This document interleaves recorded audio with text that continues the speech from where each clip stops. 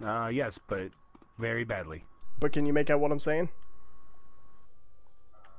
Yes. And everything I'm saying as well. Hello!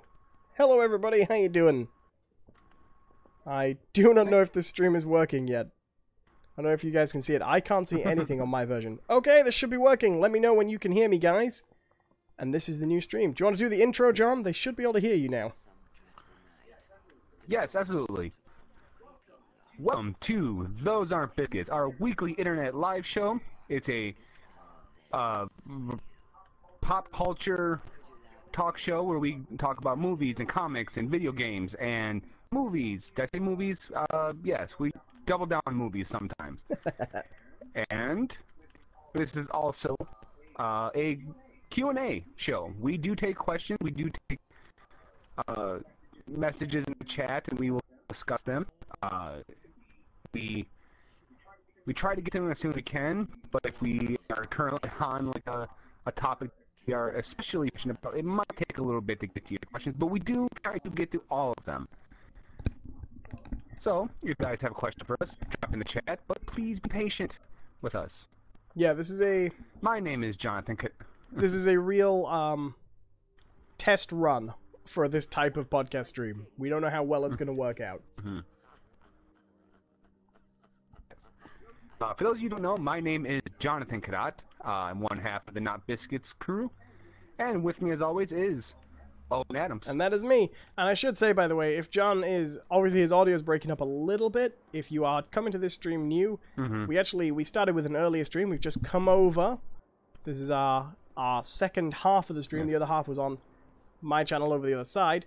If John sounds a little bit like I think he's being caught off guard, he is probably hearing a bit of an echo. Is it very bad? It's not too bad. Hopefully. Scott Thelbeck says, John's mic, though. Yeah, it's pretty rough. But it usually gets better. I'm going to try to do something to fix this. Okay. What I'm going to do, I'm just going to break up the fight team, and then I'm going to have you invite me. Okay. So, first we're going to go to Orbit. Yep, we can do that. So, if you guys are new here, this is the show Those on Biscuits. This is a very special episode of Those on Biscuits, though, because we don't normally really play games while we are playing. We do sometimes use our Minecraft studio, usually, but we're not really Minecraft players while we're doing it. We're actually going to be playing some Destiny today, and in kind of anticipation of Destiny 2's beta coming, we're going to be talking Destiny and talking other things and things like that, and hopefully it'll be fun. Yeah, I think it will be. Okay, so I'm going to re-invite you to the fire team now, yeah? Yeah. So, what you been up to this week, man? Well,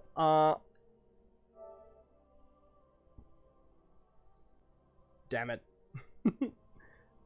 Well, not much. I have been consumed with the new Doctor Who announcement, which we're going to be talking about later, but for the most part, I've been kind of busy streaming, kind of busy working on stuff. I've been reasserting that sleep routine for people who've been listening to me in the Destiny streams lately. I have been massively devoid of sleep. But other than that, I don't know. It's been a pretty quiet week for me. How about yourself?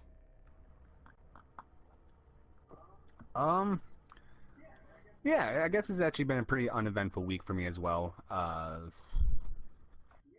Yeah, not a ton going on. Work's been pretty busy, and it's been kind of devoting most of my time, but of course, that's stuff I'm not going to talk about here, because it's not at all important or exciting for anyone else. No, tell us about your boring job. Oh, sure. So the other day... no, I'm not going to do that. But yeah, okay, well then, since we both had boring weeks, why don't we just get right into it? Okay. Shall we establish ourselves something to do in Destiny first? Yeah, let's hit up a Vanguard playlist. Let's do it. Okay. So I think we both want to talk about the same thing. We both want to talk about Doctor Who, right? Yeah. Yes. Okay. Hopefully there's some Doctor Who fans in the audience. Yes, well, Metal Texas in the chat says, OMG, Doctor Who. I haven't seen that in a while. I need to get back to it. Well, in that case, we should warn you, there might be some spoilers ahead. We do not hold back on spoilers when we talk about something. But I don't think we'll be... What we want to talk about Doctor Who isn't so much story as a little bit of controversy that is befallen Whoville. But inevitably, it's going to touch on spoilery stuff as an obvious requirement, you know. Tanix's crew has joined the Splicers. So I'll just get right into it. They announced a new Doctor the other day. Yeah, yesterday, in fact. And yes, yesterday. In a very classy-looking trailer, they revealed that the next Doctor is... I can't remember her name. It just blanked. I just blanked. Jodie Whittaker. Jodie Whittaker. Which, if you are a reasonable human being, shouldn't mean all that much to you. But it just so happens that this new Doctor is, in fact, a Gasp. woman. She's a... yes. Which... It's funny, like, I knew it. I knew it was coming. But I was still taken off guard by... what the hell is she? Well, I guess before... until that trailer came out, it wasn't real, you know? Right. It was just speculation. And the fact that they've actually done it, and it's a fact, and it's happening, and there's no getting away from it, and it's just a very different thing to think about now, you know? That they've actually cast a woman as Doctor Who now. Which, and I totally agree. I think everybody knew this was coming, you know? Right. After the fuss last year. Yeah. Last announcement. And the... So, for those who don't know, while this may not be surprising in any way, which is unfortunate, there's a lot of people who are not very happy with the announcement. Do you know, it's not even that it was surprising, right? It's not even that it was surprising. It's that as soon as it was announced, you were like, you just knew it was coming, you know? Yeah, it was just like, take a deep breath, here we go, you know? And look, it's in the chat already. Blaz says, would it be Nurse Who? See, that's the kind of... It's stupid. I mean, like, we have female doctors now, and you know what they're called? Doctors. Doctors. So, no, it's just... It's sexist bullshit. I mean, the thing is, I think there's at least a reasonable space to be maybe a little bit wary that it would be mishandled, right? Like, there are people who are concerned on that ground, and I think that's a reasonable concern. Oh wow, we all died. Doctor Who killed us all. God damn you, Doctor Who! But I think there's a reasonable ground for saying, okay, well maybe they wouldn't write it well and it wouldn't turn out good. You know? Do you know what I mean? There's grounds for that as a criticism. But if you are one of those people who just inherently is not willing to even consider the idea of a female doctor ever because he has to be inherently male in all situations, like, I don't get that, you know? I mean... Right.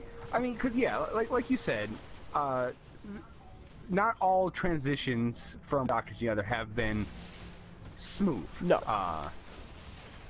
You know, there's be something said that, you know, the David Tennant to Matt Smith transition wasn't their best, you know, work, especially considering how, you know, that last episode with Tennant ended. You know, not a lot of people thrilled with End of Time. You know? Right. I mean, and that's a rough script. Right. So yeah, I can understand the criticism to be like, okay, this is our, you know, a brand new Doctor again. You know, what's going to change? You know, what's going to be different, and all that. Right. That's fine. That's absolutely fine. I think that's a legitimate criticism and worry. Right. But to, I've seen a lot of this. Well, it looks like I'm done with Doctor Who until the next regeneration. Right. And it makes no sense. Oh, there's a thing behind us None shooting us. whatsoever. I didn't realize that was there. Metal Texas says, I don't mind if the Doctor is female, it might be better than some other Doctors. Right. I mean, when people say that the Doctor can't ever be female, what you're saying is that any female actress will inherently be worse than any male actress. Any male actress, any male actor, you know? Well, and or just this idea that for some reason that this character, there's a narrative explanation of why they can't be female, and the thing is, like, that's 100% not true. Right, and it's even less true after the last 5 years of them establishing that it is possible and does happen. Right. It's just, and it's funny because, like, a lot of people, like, one of the common ones I keep on seeing is, well, what if they made James Bond a woman? To one, I'd say, what if? What if they made James Bond a woman? Right, nobody cares. But here's the thing. Yeah. But if you do want to look at this from a narrative standpoint, James Bond is a human character who is male, alright? So, there is a difference. Doctor Who is a alien who changes his face, once every, like, 2-3 years. Right, and also he's in this almost unique position because he's a character where it's already established that they can change their body, already doesn't have a gendered name, and right. And has done this and exists in a TV show that has played around with ideas like this many times in the past.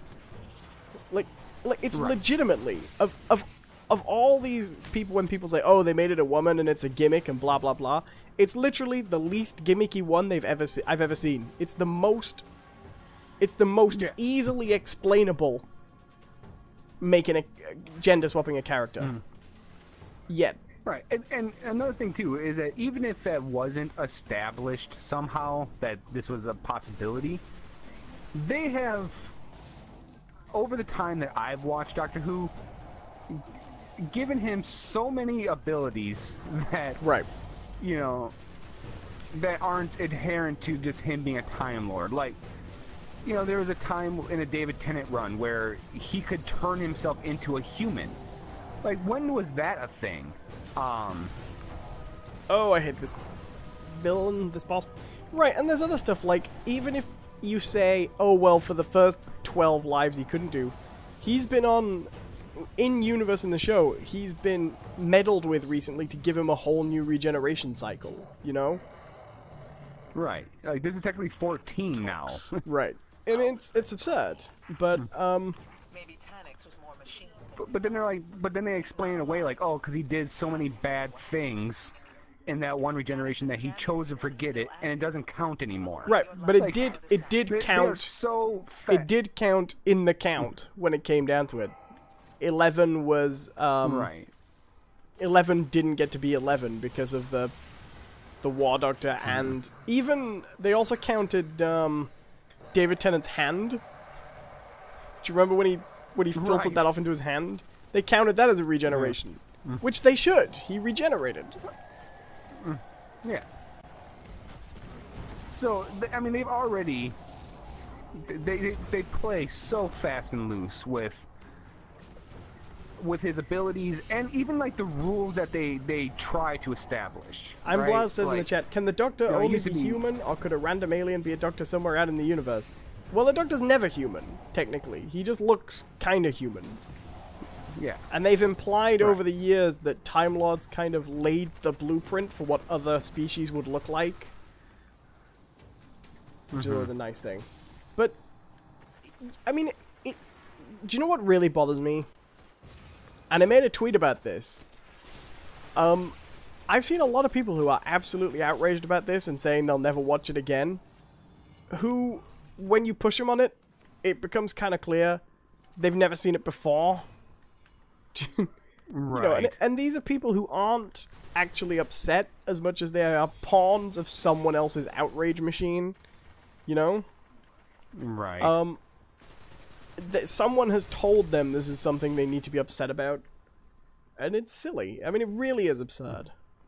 And the thing is, like, Yeah. what really bugs me is, like you were saying earlier, there's the valid criticism of... We talked about this. There's the valid criticism of, well, will Jodie Whittaker be any good? You don't know. I haven't seen her in... I've only seen her in one other thing, and it wasn't a very Doctor Who role, you know? So I have no idea if she'll be good or not. But because of all this, we can't even talk about it in that context now, you know? Right. And it was the same thing with, like, Anita Sarkeesian when everyone was harassing her. You couldn't even talk about what was good or bad in her videos anymore. In good faith. Because they poisoned the well with crap. Oh, damn.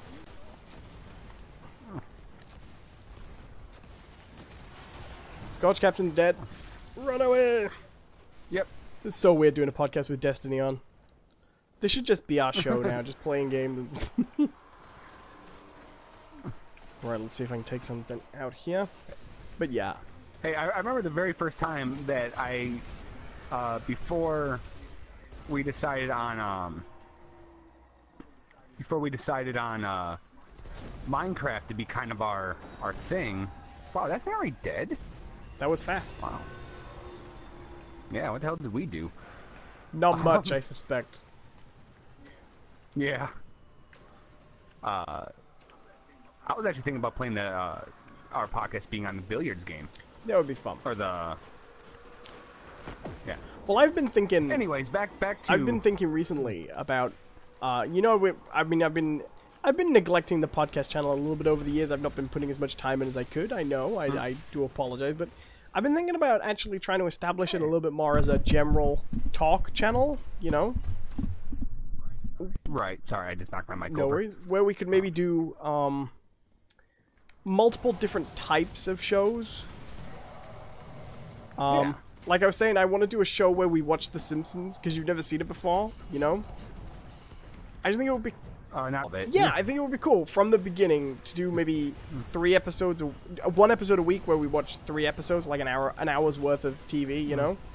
Right. And it'd be like 2 different perspectives. Someone who's seen all of the classic Simpsons and someone who's never really watched it as a show, you know? Mm-hmm.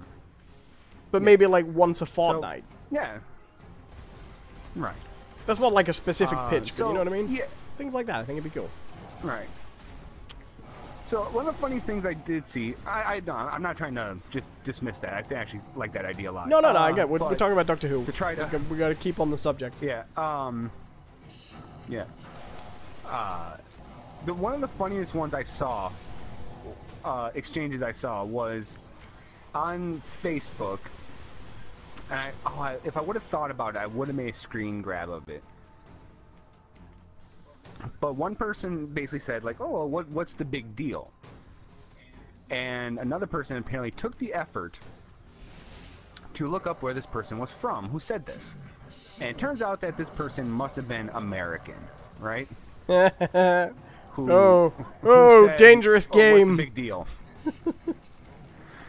And the person responded like it doesn't, you wouldn't understand you're American, all right? Essentially implying that, you know, Doctor Who is a British thing. Therefore, Americans don't understand why it's not sexist to, What? Right. You know, they don't understand why it's important about the sanctity of this character or whatever, you know? And, but then he responded, goes,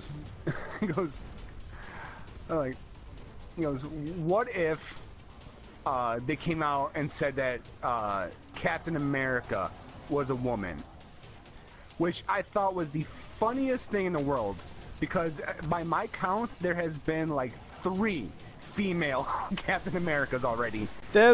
And 2, like, Captain America is not, like, iconic, sure, but not to the same level that like Doctor Who would be. It's also, it's You really know? dumb as well, because Captain America is a title.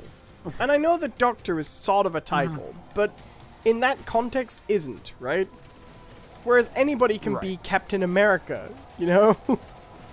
Quite easily. It's not even a good comparison. Oh, stay alive, stay alive. I'm gonna try. 3 seconds. Oh crap, I'm gonna die. I'm Okay, dead. I'm back, I'm back, I'm back. Oh, I got Woo! back just in time. Okay, see if I can get this guy up. You might need to revive me because I won't revive. If I start timing out, this happened to me before. I don't get the revive counter because I'm not, because it started darkness consuming. I got you. I got you. Metal Texas says, John, you've never seen The Simpsons? You're missing out. I think John has seen The Simpsons. Oh my god. Yes, I have seen The Simpsons. But you haven't really watched But The it was never Simpsons. one of those shows. Yeah, it was never one of those shows where I'm like, oh, okay. Because, okay, it's funny that I am technically a host of a pop culture live show. But especially when it comes to television, I have not seen a lot of No. television. TV was just never my thing growing up.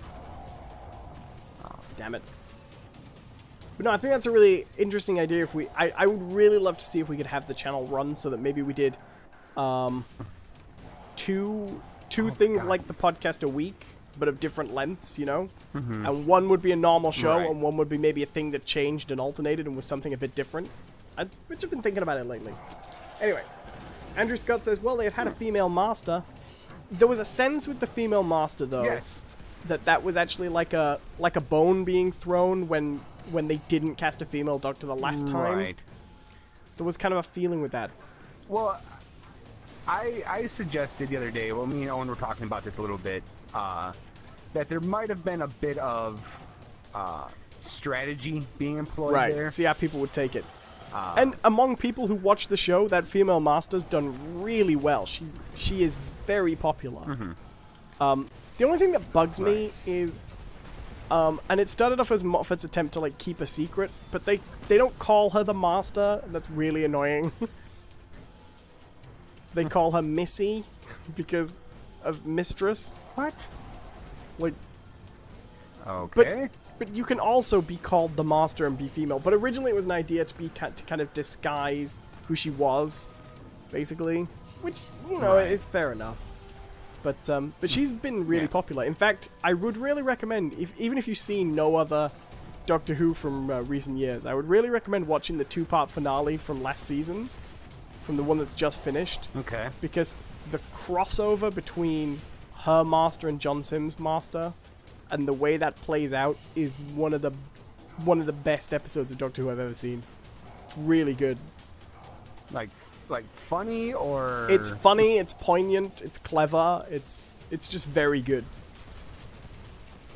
And how the Doctor responds to having 2 different masters in his life, you know? It's just a really Very good episode. Oh, I got a skeleton key, sweet. Nice. Andrew Scott says, now that I think is sexist, calling her Missy or even Mistress. I don't think it started out like that originally. I think the idea was that they would call her Missy and then she would reveal it, and it was a scheme. But since they've done that, she's continued to use the name Missy, which is not great, I think. Yeah, that's when it gets a little. If it just originated with like, okay, yeah, we just want to hold on to this little nugget. Was there for a chest while, there I could have picked up? That's one thing. Oh, Yeah, I didn't even see absolutely. the damn thing. I was too busy firing the Scorch cannon. I don't know if there's actually anything in Tanix one that'd be good for you. Fair but I enough. think it drops a Hunter cloak. Metal Texas says, sorry to ask, but how many seasons are there now? Of the rebooted show, where Jodie Whittaker's going to start series 11. Yes. But yeah. So There's what, you are not... one with Eccleston, 2 with Tennant, 3 with Smith? Tennant did 3 in that year of specials. Okay. So Tennant did 4 years technically, but that his 4th year isn't classed as a season. Right. Matt Smith did 3. Capaldi did 3? No. Oh, Matt Smith. I think it was Matt only Smith 2 must have for done. him. No, yeah. Capaldi did 3. Matt Smith did 3. Capaldi's seasons are very mixed. Series 8's kind of good, although it's pretty weird because the Doctor is very mean. It's a real feel-bad season. I'm Blast says, who is your favorite Doctor? I like the 3rd Doctor, who was from 1970 onwards, because those were the Doctor Who serials that were being repeated when I was a little kid. So he was my first exposure to the character. And he's one of those actors where when I watch a story with him playing it, I'm not sat there going, oh, that's an interesting take, and he's playing that well. I just watch it, and he is the Doctor to me when I watch it. Right. My favorite was the 8th Doctor. The 8th? I'm just kidding. The one that appeared in a Fox TV movie and nothing else? Yeah. Yeah, or the Master of the Snake. Yeah. Have you seen that movie? Yes. Yes, I have. Eric Roberts as the Master. Have you heard the story about how behind the scenes Eric Roberts kept saying to Paul McGann, yeah, at least I'm gonna get a proper costume. I'm wearing a leather jacket. You know, I don't want to wear anything like you're wearing. It looks too faggy. And then at the end, he's gonna wear that dress basically with the. Right. It's like the campest master performance in canon. It's pretty funny. Like you gotta imagine, like the executive producers and the director like heard him saying this, like, okay, we got quick costume alteration for the Master. Whenever I think of that, We're though, putting him in a dress. I never think of like the Doctor in any of the cool moments. I think of him wearing that weird metal frame around his eyes with the nails. And Blast says Tennant was the first one I saw. Tennant was a lot of people's first Doctor. Mine was Eccleston. But I do think I have more of a appreciation, but I think I have more of a love for Tennant, actually, over Eccleston. Eccleston, his episodes were very, I don't want to say strange, but he wasn't given the same amount of material that Tennant was given. His show comes, I guess it's a really weird period because you can tell that they lean more heavily into it being a kid's show than they do later on in that first season, I think. Which is kind of strange because Eccleston is perhaps maybe, or other than maybe Capaldi, but Eccleston is probably the most intense Doctors. Yeah. I still list some of his episodes among my favorites, but that season as a whole I don't think has aged as well as it could. But I also don't think Tennant's first season is very good at all. Like, Series 1 has some duff episodes, but Series 2's got some appallingly bad episodes. That one with the girl who's drawing the kids and they're getting trapped in the drawings. And they get attacked by a squiggle. Right. That one's pretty bad, but like I always love. Someone was asking me earlier today what my favorite Doctor Who was, and I never expect it to be, but when I think about it, I just think it's so perfect.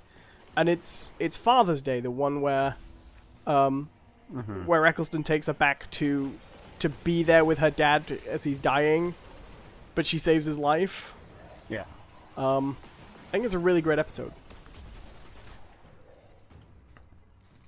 Andrew Scott says, I think the first thing I ever saw Doctor Who-wise was as a human being turned into a Dalek, and it still sticks in my mind as he spoke like a human, then intermittent Dalek. I'm trying to remember what that would be. Oh, was that? That does sound familiar, actually. Is that the one where they go back in time? Where they're in Manhattan? And they're in, yes. Because you get the Power Ranger Daleks, right? Yeah. No, that was, oh, no. God, that one's so bad. Oh, was that them? Andrew Scott says, and he had the metal cage thing over his face and was changing. Oh, I don't remember that one at all. Oh, yeah.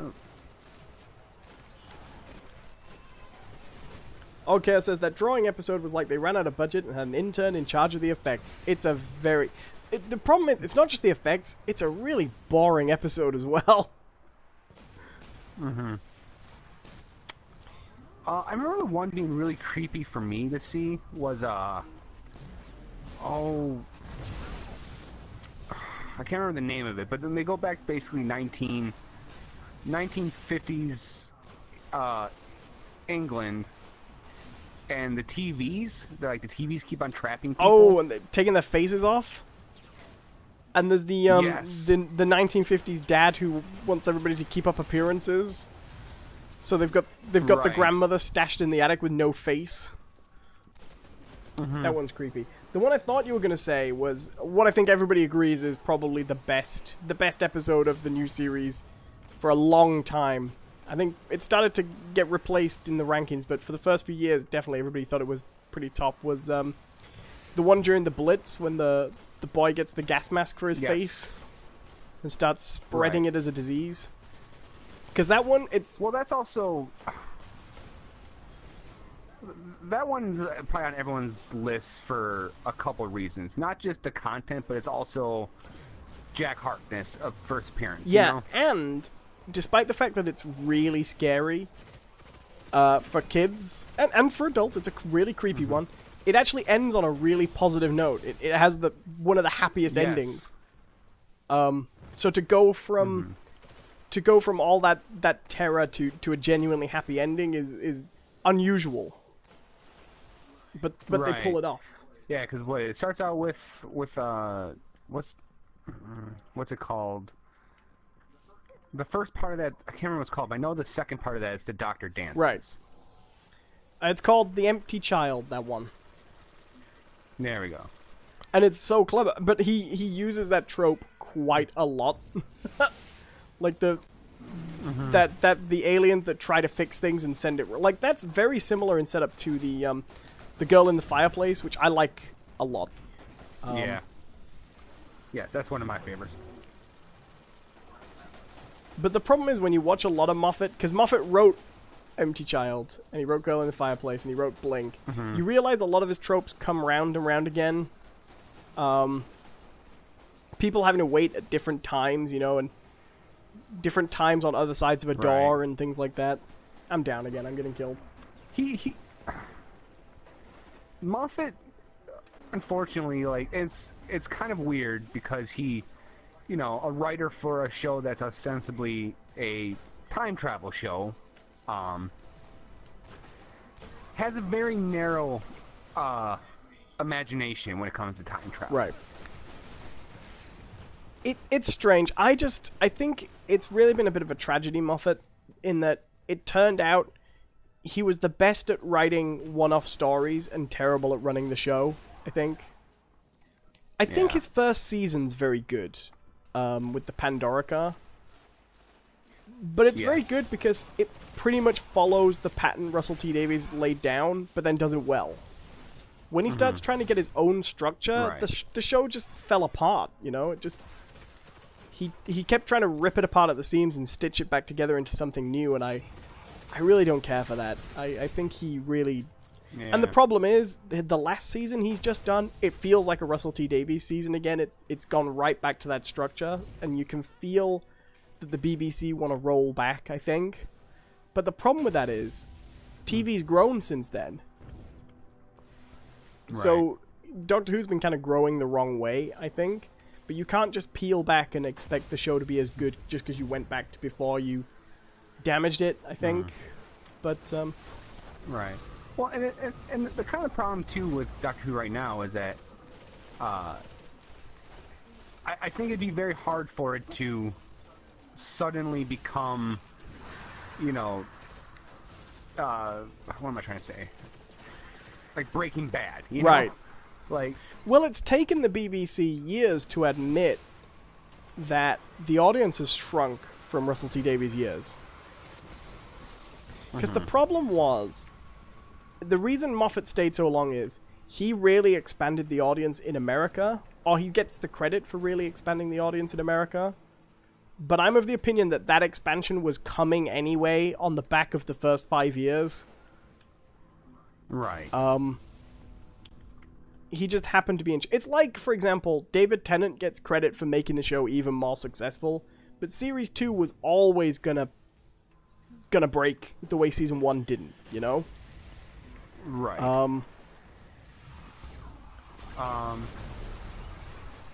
So, here's my question. We got the new... we got Jodie Whittaker coming on. Right. And... now it's almost a whole new creative team as well. Yes, right? although Chris Chibnall has form. See, this is my worry. I'm hoping that without Moffat it'll do well, but Chris Chibnall is the guy who wrote and produced the Cyberwoman episode of Torchwood. Ooh. Yeah. The worst episode of Torchwood.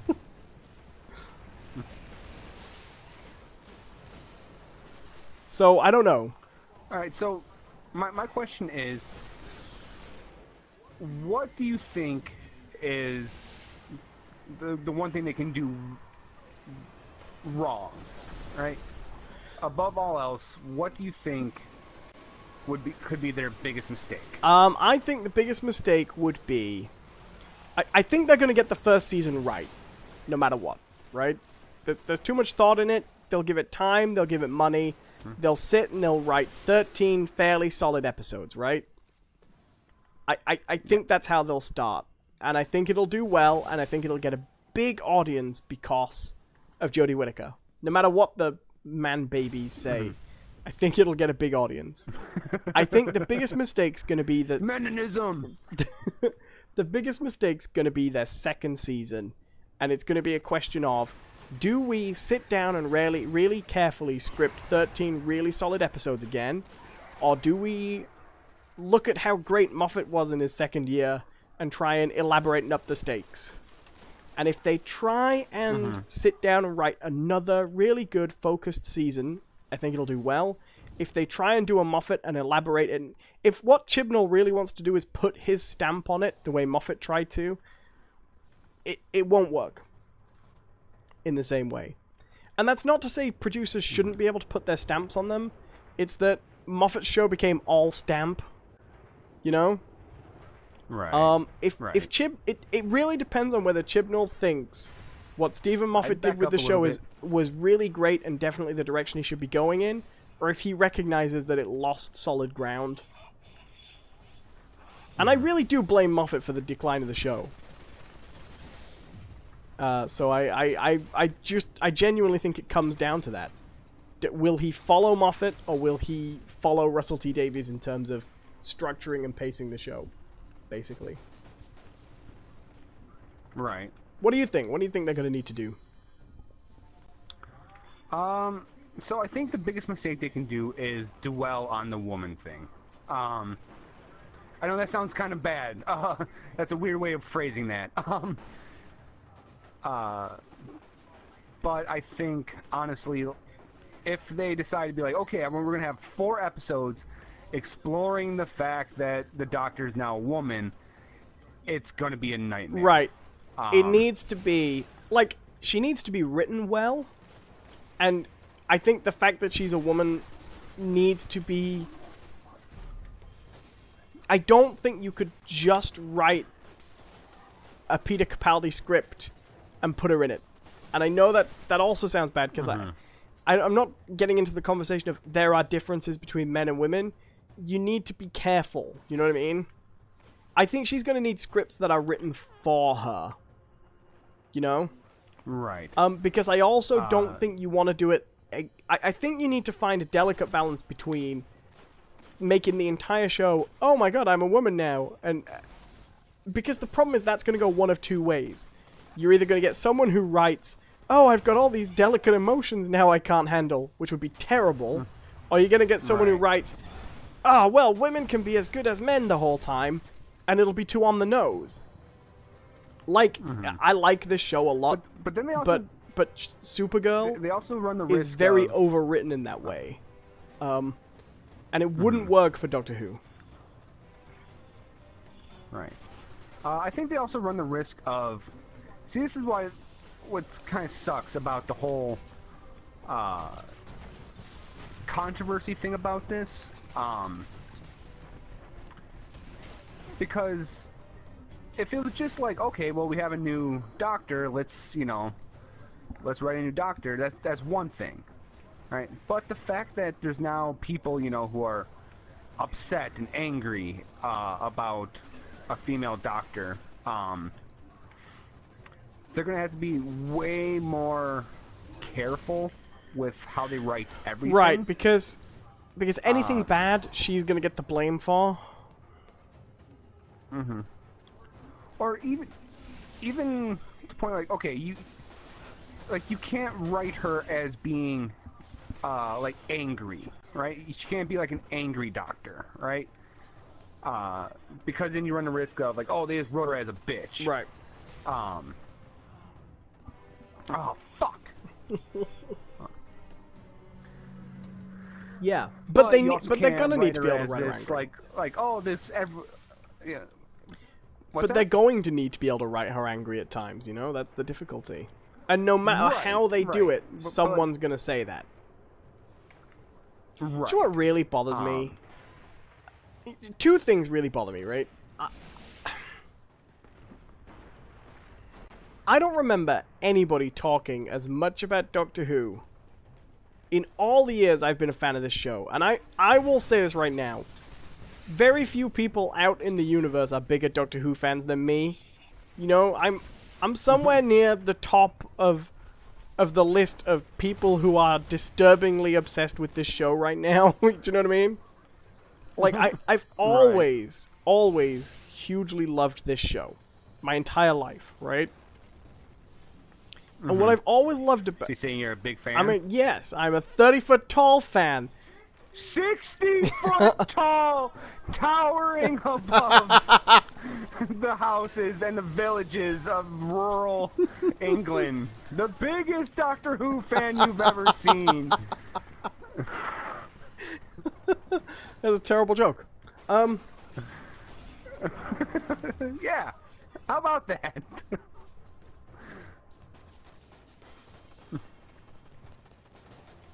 Okay, says third, don't go the Feig direct method of extreme, since being male previously, they never went that direction previously.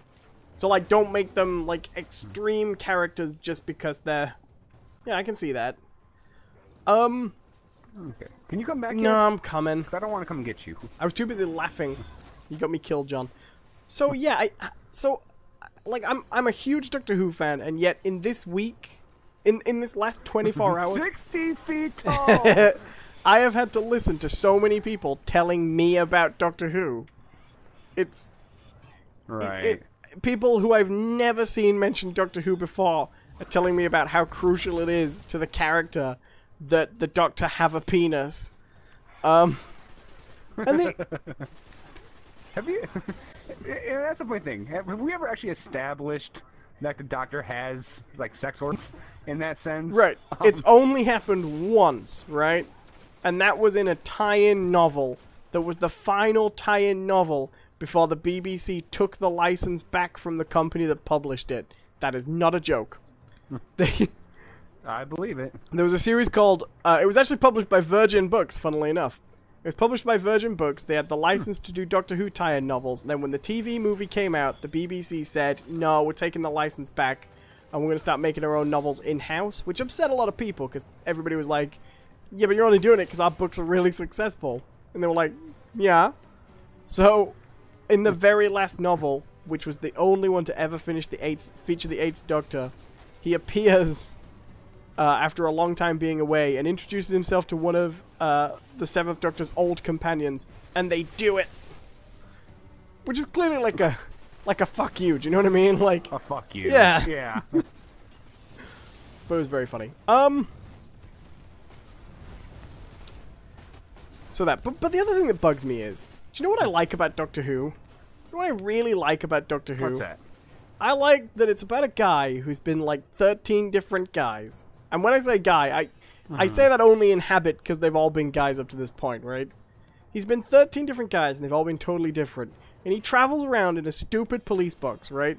That used to be a disguise when the show first came out. and now is a really crappy disguise. And the further away we get from police boxes actually being a thing, the funnier that joke gets. And Right. he fights these stupid pepper pots with slimy snot monsters inside. And these things that are like the bog, but they have little kettle handles either side of their face for no reason. And his villain is a guy who also changes his face, but he steals people's bodies. And you know what I mean? And all these things, right? And there's no other science fiction show out there with the variety of different stories of Doctor Who. And the variety of different takes. And people are complaining because it's doing another one. You know? Like... Right. Oh, no. You know, I definitely put Doctor Who in like that big... Oh, no, you died right at the last... Damn it. Damn it. It's because we're trying to really talk seriously while playing. Yeah. I'm doing really badly as well, though. I'm sorry. So what are you saying? You'll definitely put Doctor Who in that... like, in that kind of, like, trinity of, like, fandom, right? It's Star Trek, Star Wars, Doctor Who. Right. And weirdly enough, I think Doctor Who actually makes it to being the weirdest fandom.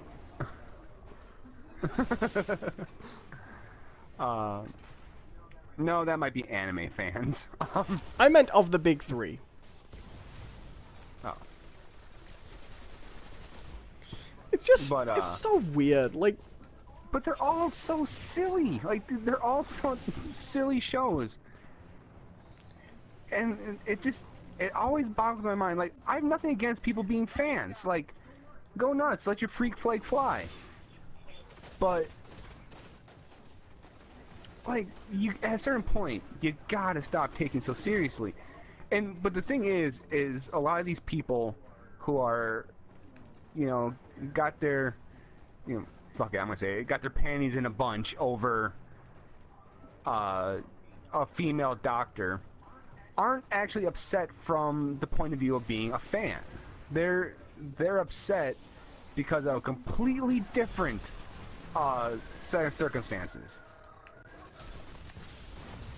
And they just see this as like the next salvo in the fight. Right. That's what I meant when I said that there are many people among them that don't even watch the show that are upset about this because they're operating from someone else's outrage machine. What the other thing that bugs me is, like, I never get it when I see, like, it was when Russell T Davies first started, there were a lot of old Doctor Who fans. If you guys remember Russell T Davies' era on the show, Russell T Davies is gay, right? And he liked to periodically slip in just a little extra, just visibility for gay people, you know, that you wouldn't get as much in any other shows. Right. He would write characters in to those shows, often very minor characters, and just mention that they were gay. It wasn't a big deal. It was very rarely a plot thing. It got as much mention as a heterosexual character would. And that first 2 seasons of Doctor Who, people bitched incessantly that he was using this children's show to promote a gay agenda, blah, blah, blah, blah, blah. And these were real hardcore Doctor Who fans, because at that point they were the people watching the most. And I just don't get, I don't understand how you watch and love a show like Doctor Who your entire life, and then be like, you know what the Doctor would approve of? Hating gay people.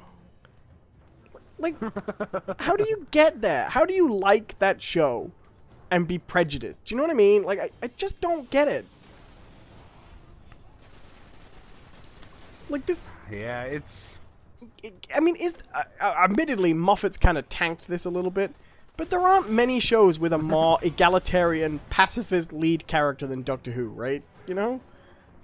right. Not many. And yet, so much of his fan base just aren't like this. And it's infuriating. I'm Blast said, was there one with a human Scorpio monster? I seem to remember that. Yes, that was the Lazarus experiment. It was not a good episode. No.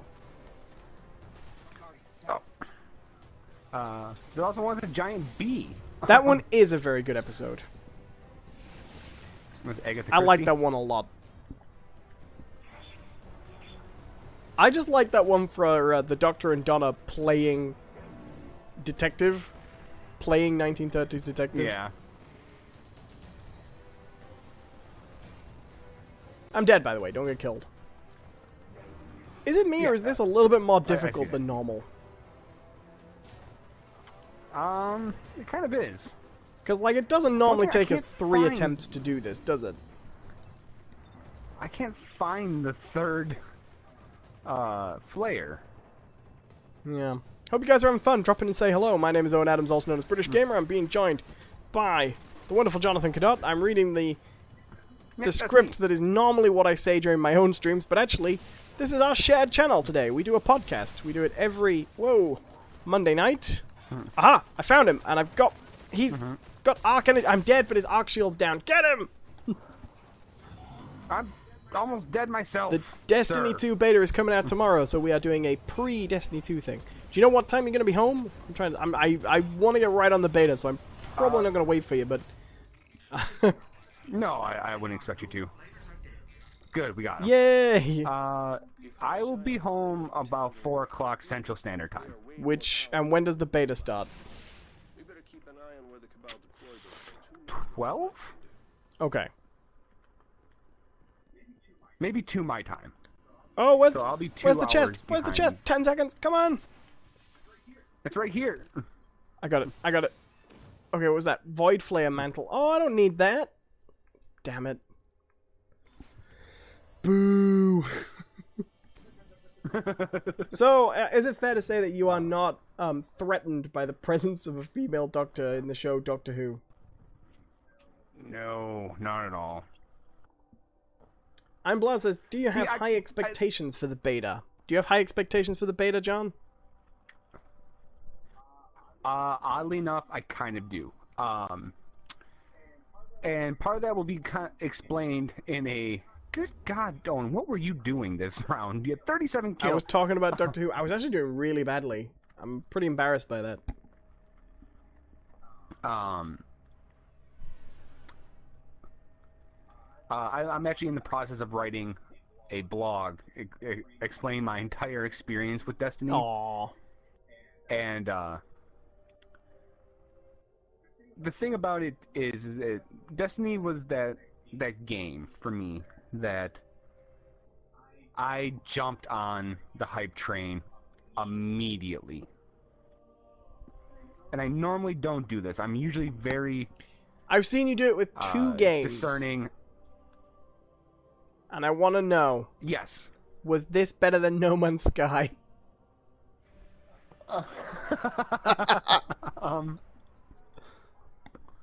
It turned out to be. Do you know what I really enjoyed? And I know that you liked No Man's Sky more than me. But I did enjoy you taking about 2 weeks to gradually admit that you were a little bit disappointed.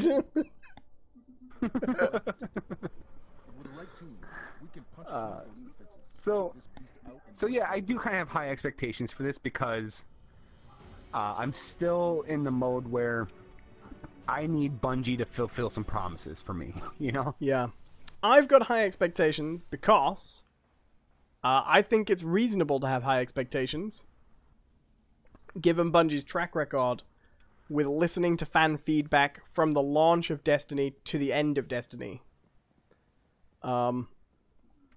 Like, before Destiny came out, there was no fan feedback to listen to, you know?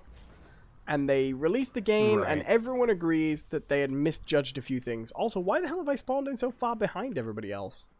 So everyone agrees that they got a few things wrong with Destiny 1, and they took that and they ran with it, you know? If Destiny 2 is as much improved from Rise of Iron era Destiny as Rise of Iron era Destiny is from vanilla Destiny, I don't see how it could not be good, you know? Right. If you're asking if I have high expectations from just the beta itself, I don't know. I don't think it'll have the best stuff in, but I think it'll... I think what they really want to show off is Crucible. Yes. And I'll be interested to see how that... Because that's also their biggest change, too. Yeah, pretty much. Announced changed, at least. So before we get off Doctor Who for the time being, we were talking about this earlier, Doctor Who's going through a transition phase. What would you say are your favorite episodes of Doctor Who? My favorite episodes of Doctor Who. Holy shit. I'm taking an opportunity to ask you this because you know I like to talk about Doctor Who. Oh my god! Oh my god, that's twice. He's got a lot of rockets, Jonathan. Yes, yes he does, Owen. I particularly enjoy transition episodes. You mean like regenerations? Transformation episodes. Yes. I don't know why. Okay, I do know why. I like the establishment of new personalities. Oh yeah, I mean even when the basic plots aren't that great, regeneration episodes are very fun in themselves. Yeah. You know, because you get all the people who are like, who are you? And it's like, oh, I'm the Doctor. It's like, oh, no, you're not. And it's like, yes, I am. I do always think David Tennant's first episode's kind of weird, though, because they were like, we got a whole new Doctor. He should spend 3/4 of it in bed, asleep. Like whose choice was that? I don't know how they ended up with that. When he did come in, that was a pretty awesome way. Yes, it was.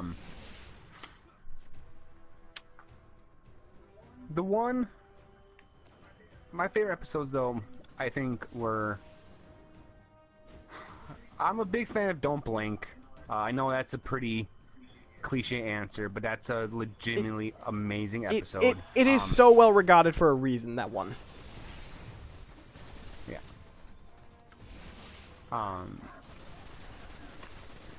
I also like... Because most of my favorite episodes are going to involve Tennant and Martha, because that's my favorite duo. I liked Martha a lot. That season is pretty good. It's only the Dalek episode that's not that great. Right. I really like the 2 episodes with the Doctor and the family. Human Nature? The Family of Blood. Yes. Yeah, it's a good one. I always think of 2-parters as a single unit. Yeah. So that's definitely one of my favorites is Human Nature. Just for the kind of... It wasn't even really anything to do with the Doctor. It's... I like the story being told like in the background. Because they're at this private school, and it's kind of a military academy. Or, I guess it is a military academy. World War I is on the horizon.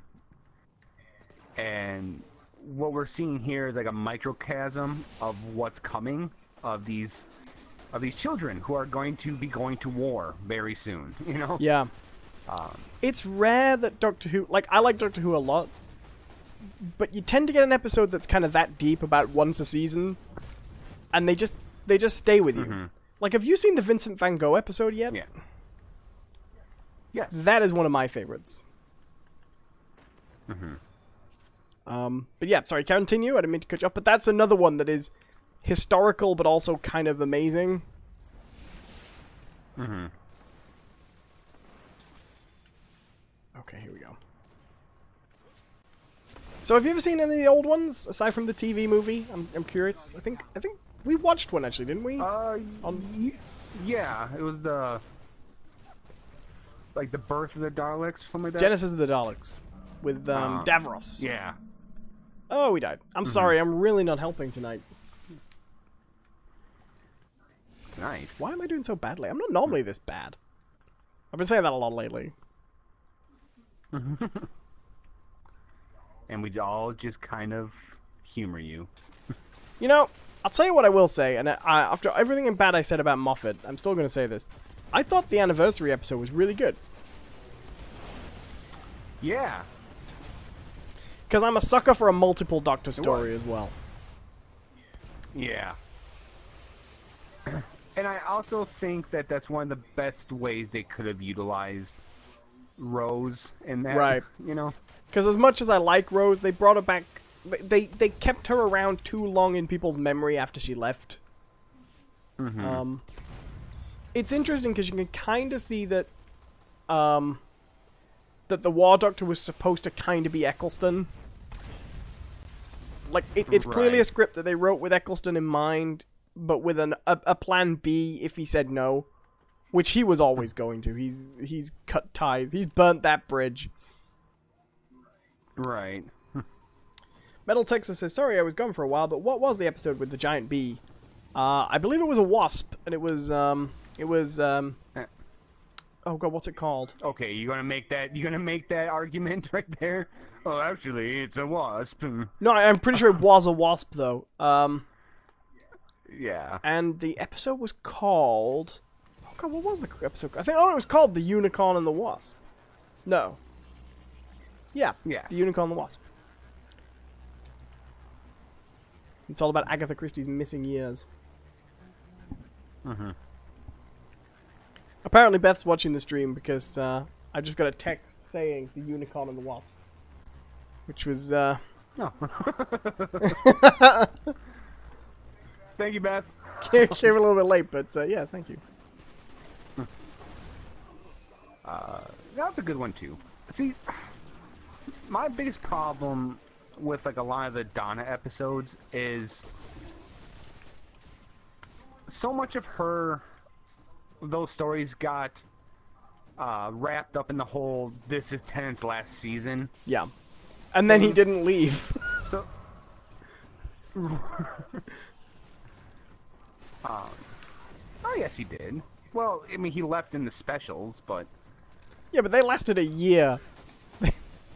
He was supposed to go at that Christmas special.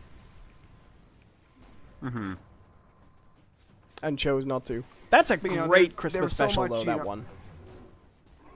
But yeah, there's so much time spent on, like, the Oods and how they knew what was coming, and... Yeah.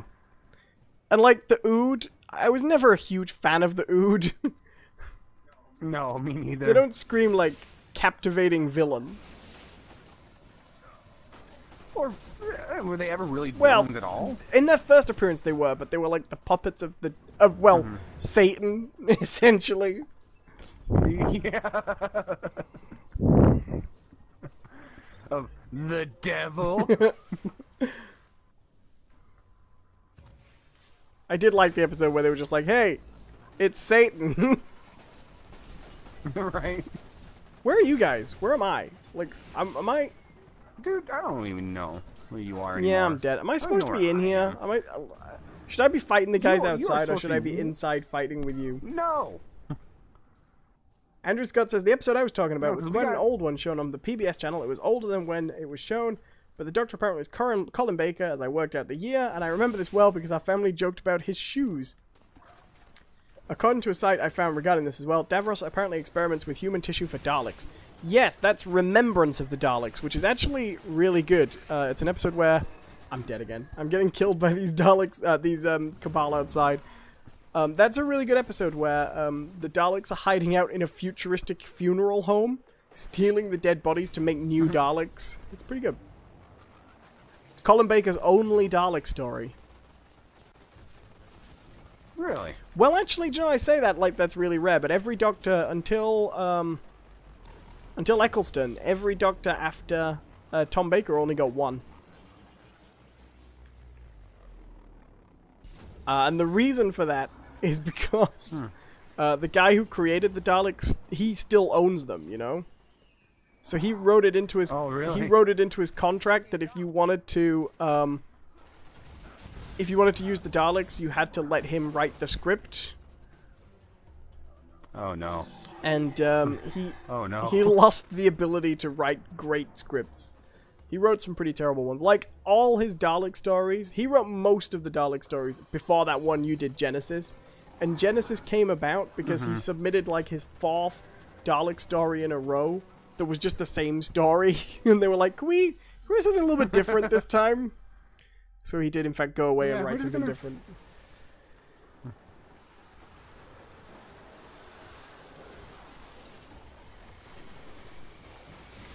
Okay, I'm gonna try not to suck so much. I am so bad.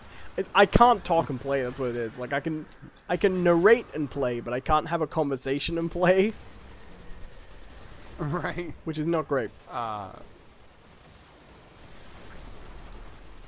So, yeah, I mean, when it comes down to my favorite episodes, like I said, they almost all are going to be Martha and Tennant, you know,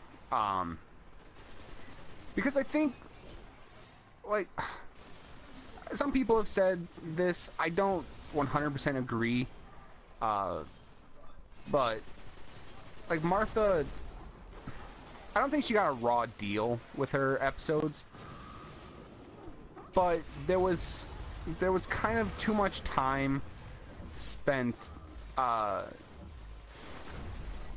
to make her seem like another Rose. Right, like, they wanted you to have this plot of, well, she likes the Doctor, but the Doctor's too hung up on Rose to notice her. And that story did not work. Right. And if they'd just gone in with no romance angle at all, it would have been a better story. And I don't even mind the occasional romance. And when they finally did kind of let that go... What are you saying?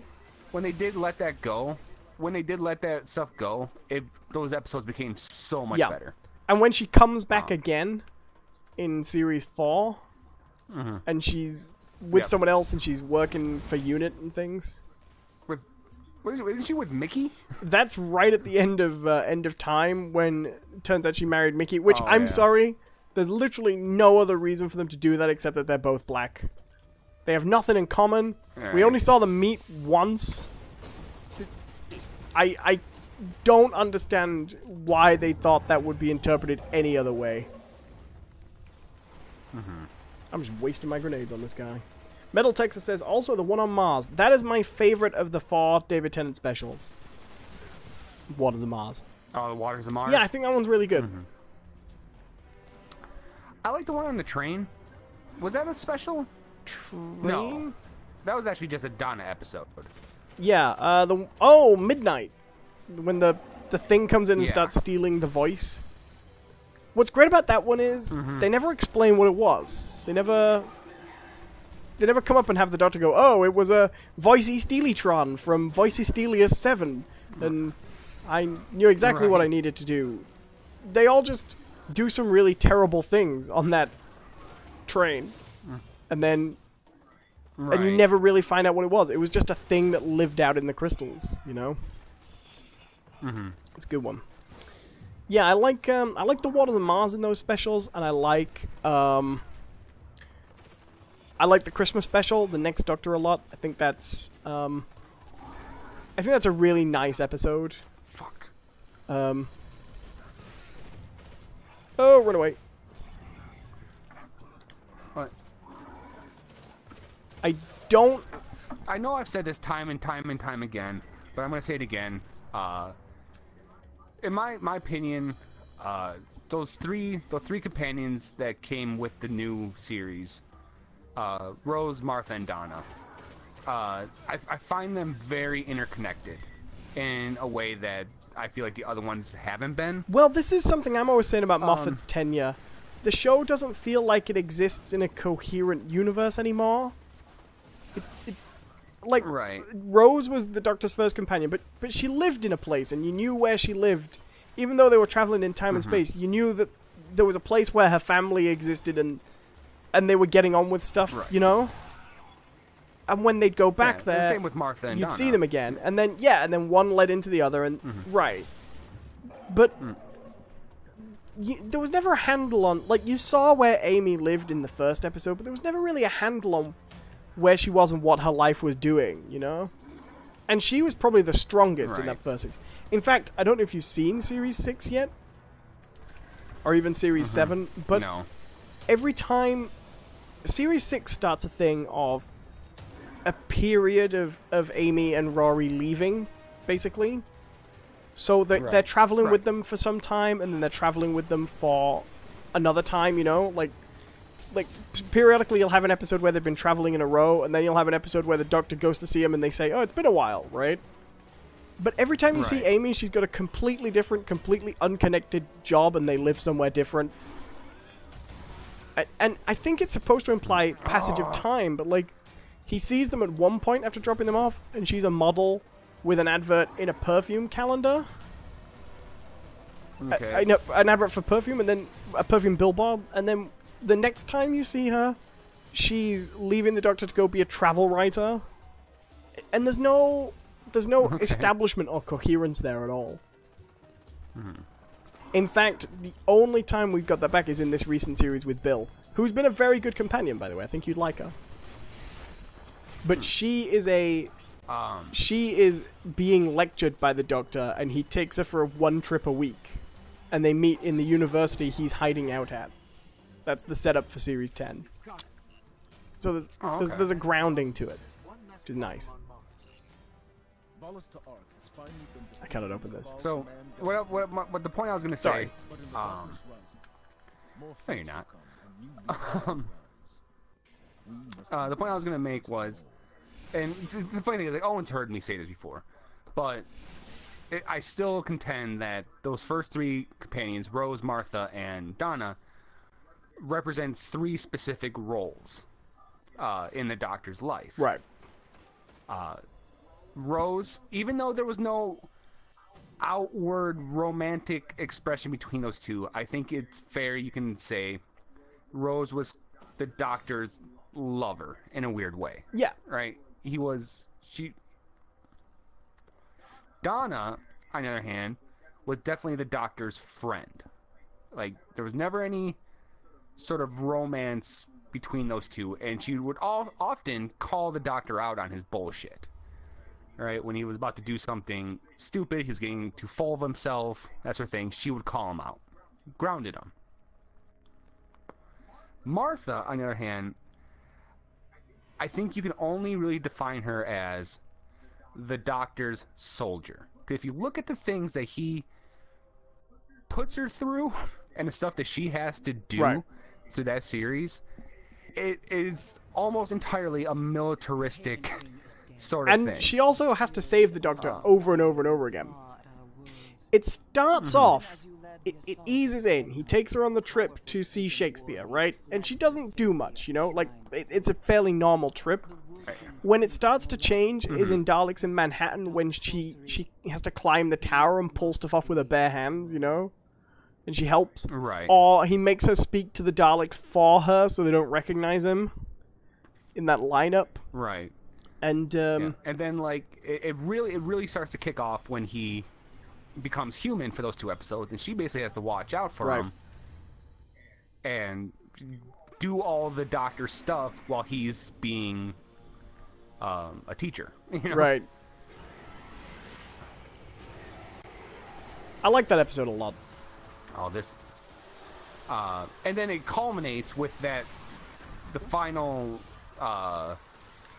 episode, where the Master is returned and has captured the Doctor, turned him into an imp, and he wins. Yeah, the Master wins, and the only way that the Doctor turns it around is because Donna spends a whole fucking year running a resistance group, spreading the message, you know, being like a crusader. Yeah. And, I mean, they still don't really explain how the fuck that works, that if everyone chants the Doctor's name at once, he gets his powers back, but... Well, they sort of do, because earlier they explained that the Master is controlling how people perceive him through a cell phone network that's basically brainwashing people.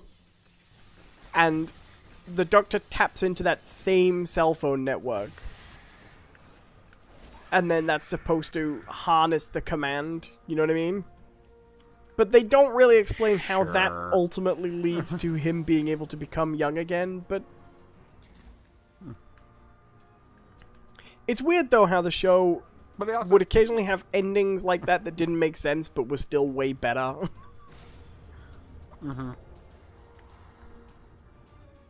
Alright, so, I don't know. I'm kind of exhausted on the Doctor Who I talk, agree. honestly. I think we've covered everything.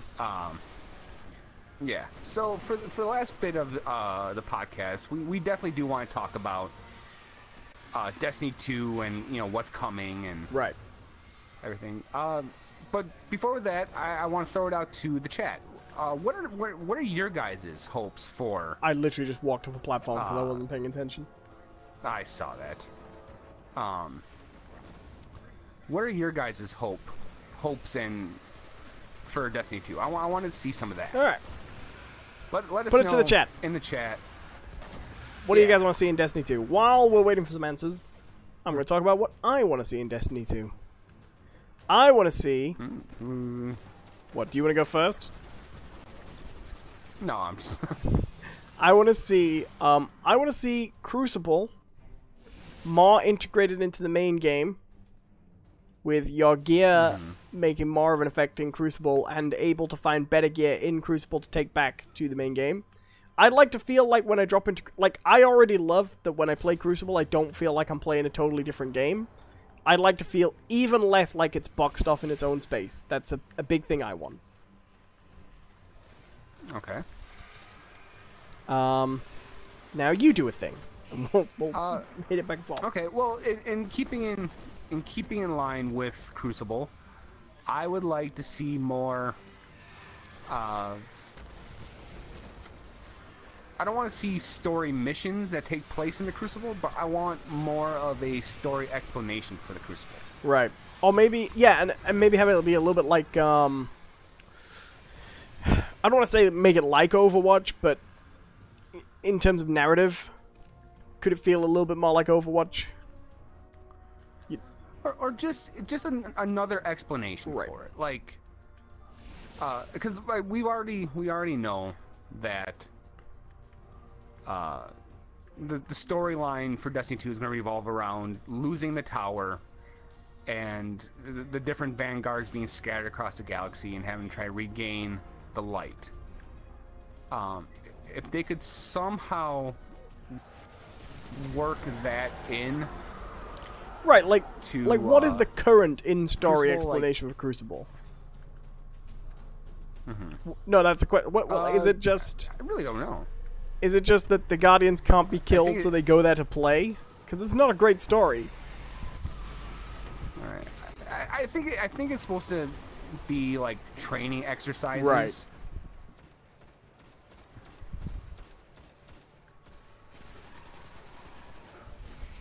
Okay. I would like to see. I would like to see a smoother incline with loot, so it doesn't feel like you're just trying to get the same items over and over again with 1 digit light higher. I'd like to feel like there's a smoother transition between unique items of different levels, basically. Does that make sense? Yeah, no, absolutely. I don't want to be getting my light up by getting my 5th AS Luna 1 digit higher than the last, you know? Right. I would even like to see instead of like, oh, I got this item and that's the light it's going to give me. I would like to see the light increase based on upgrades. Yeah. You know? I think that would be a way better system than infusing as well. And still have infusing. And I like infusing to merge upgrades. In certain situations. Because, I mean, I know some weapons do have the ability to re-roll upgrades, but they're pretty rare. Yeah, and if I've got a... And few and far in between. If I've got an arc gun, and I infuse a solar gun, I'd like there to be a small chance that it becomes an arc solar gun, you know? Something like that, you know what I mean? I'd like infusing to carry across traits, not just light level. Widowmaker Main says, what's your opinion on Bungie reusing the Iron Temple as a Crucible map? Is that in Destiny 2? That's fine. I like the Iron Temple. That's fine. In fact, if Crucible was entirely ruined locations from Destiny 1, I'd love it. Yeah, I'd be okay with that. So long as they weren't all maps we'd played before, you know? Like, I'd love if there was a Crucible map that was the tower, you know? I know there's one like that, but if it was exactly the tower that we go to, you know? Yeah. I'd get into that. Or the Reef, or, you know. Well, the Reef is a little bit more of just kind of an arena. There's not a lot of corridors with that. But if you could get into a Crucible map in it, you'd just be like, oh wow, this is exactly where I used to buy my motes of light. That would be cool. Right.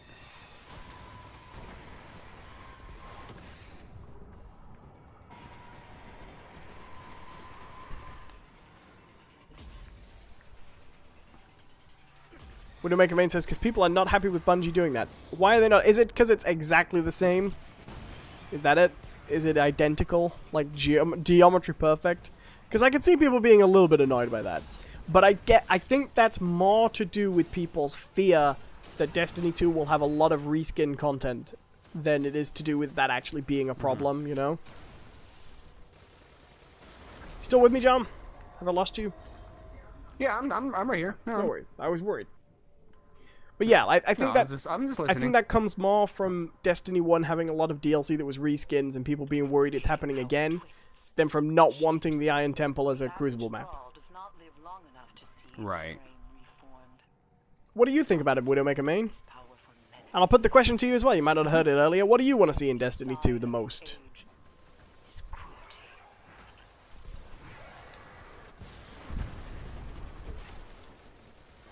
Can I also say, I think I'd like a menu that doesn't require pretending the game has a cursor. Okay. Yeah. I know that's to some people it's going to be such a minor thing. It would just make things so much faster for me.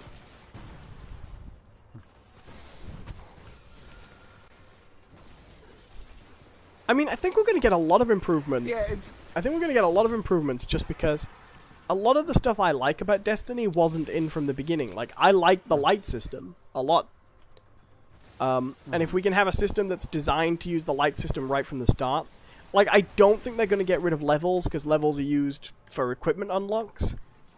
But I would be totally cool if they got rid of levels and just had light. Right. Because that makes sense to me. And Blast says, more ship interaction. Yeah, no, Doubt they'd add that, though. Oh, a chance to actually fly the ships would be great. Yeah, you know, I don't know if we'll see that, but, I don't know, I guess, you know, more vehicle stuff in general would be kind of fun, you know, because there's a couple missions where you get to grab a pike or an interceptor and stuff, but there's not a ton. It's not like the, like Warthog from, Right. Widowmaker Main says, I would like to see a different infusion system. What would you like to see change? I've heard a lot of people say they'd like infusions to not be confined to weapon type. I feel like that would be too freeing. Yeah, that's a little too much having your cake and eating it too, I think. And possibly game breaking. But I wouldn't mind if infusions didn't have to be purples. Yes. If you could just infuse... Infusions right from the get-go. Yeah. Because then if you got a good gun you liked, and yeah, okay, it might not be everyone's favorite gun, but if I get a pistol I like in the first 5 minutes, and I want to keep playing it but just make it stronger, I should be able to do that. Mm-hmm. Or, you know, hell, even the possibility of changing a blue weapon into a purple weapon. Yeah, that'd be nice. You know, if you infuse it. Yeah. Yeah. Well, in the same way some legendary weapons can be, oh, what's the word they use? You know, like, transformed to exotic, almost. Not exotics, but... Right. Oh, I always forget this guy does not like it if you come up close. Nope. Oh, I got killed on my own grenade. Oh, shit. Oh, shit.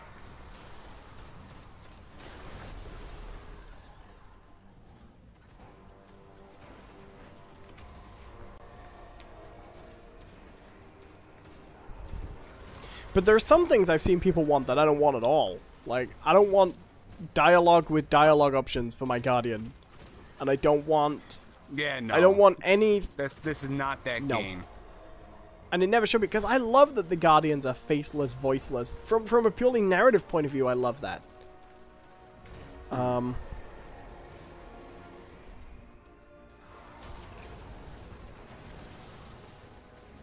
Widowmaker Main says the Stranger's Rifle is a blue and you can make it a legendary. Yeah, that's what I was thinking of. I'd like more stuff like that. I think I'd like more items that did stuff in general. Like, there are these... A lot of stuff in Destiny is interesting but kind of confused. Like, I don't think the blueprint system's that good, you know, for unlocking the exotics. I don't think it's entirely clear how that works. But if you could find items and actually get upgradable parts, like if there were upgrades that you needed to find parts, specific upgrades to find, I'd like. I just don't want to get too complicated either, you know? I would like to, what was I thinking of? I just had it, and I just lost it. Equip a sniper rifle, I think. I would like the some of the upgrades to be actually more visible.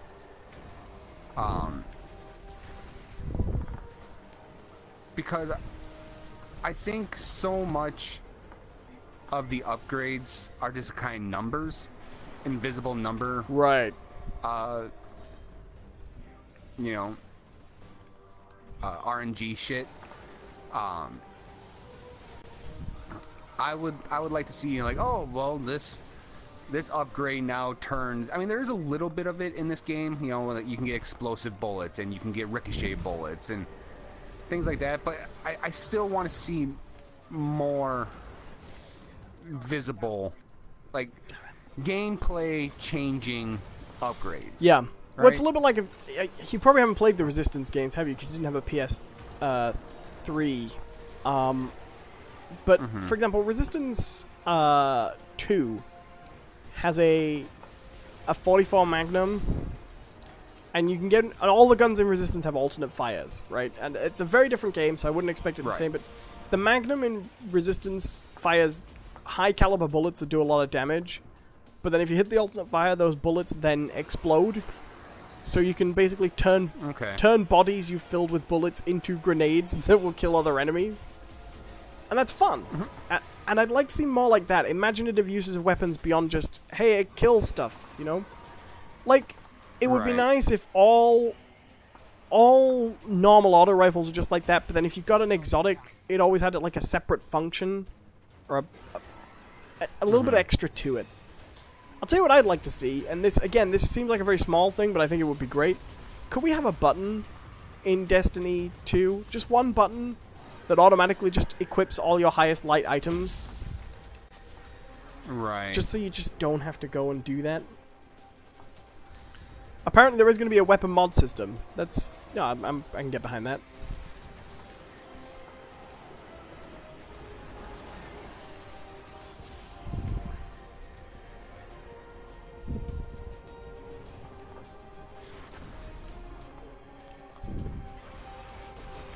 Oh. And Blaz says, do you guys know which character you're going to be or choose when you start it? I think I'm going to go Titan this time, because people have told me in the chat that I play like a Titan, so makes sense.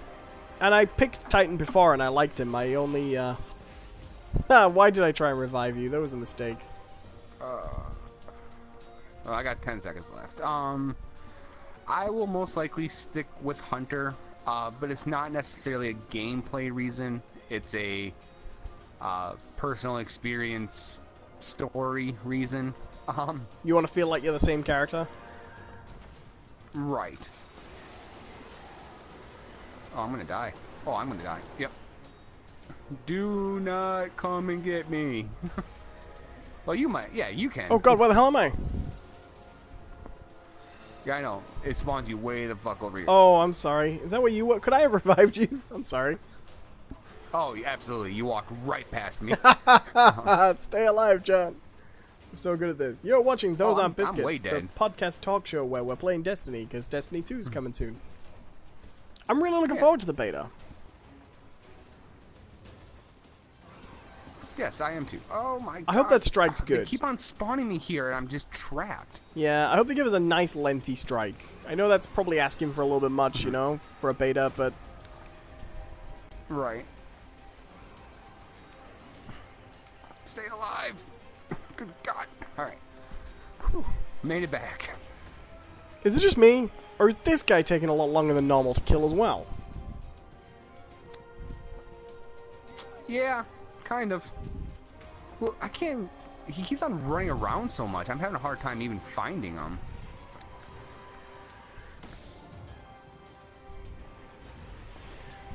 Oh, I got something on my book. Nice. It's funny. It's like the music has just straight up changed, like just playing the same, like 3 chords over and over again. Like, come on. I really liked when I was playing The Witch 3, and I was fighting that werewolf, and you said, "Quick, kill it before the choir faints." That was very funny. Widowmaker says they've hyped the adventure feature in Patrol, and hopefully they won't be 3 minutes long. Yeah, I think Patrol needs fixing, you know? Patrol's the area that's needed the most work, I think. So, have you got any loot since you started doing this? I haven't got any loot from this today. Like, I've picked up a few engrams, but I haven't got any at the end of an episode, you know? At the end of a round. Oh, shit.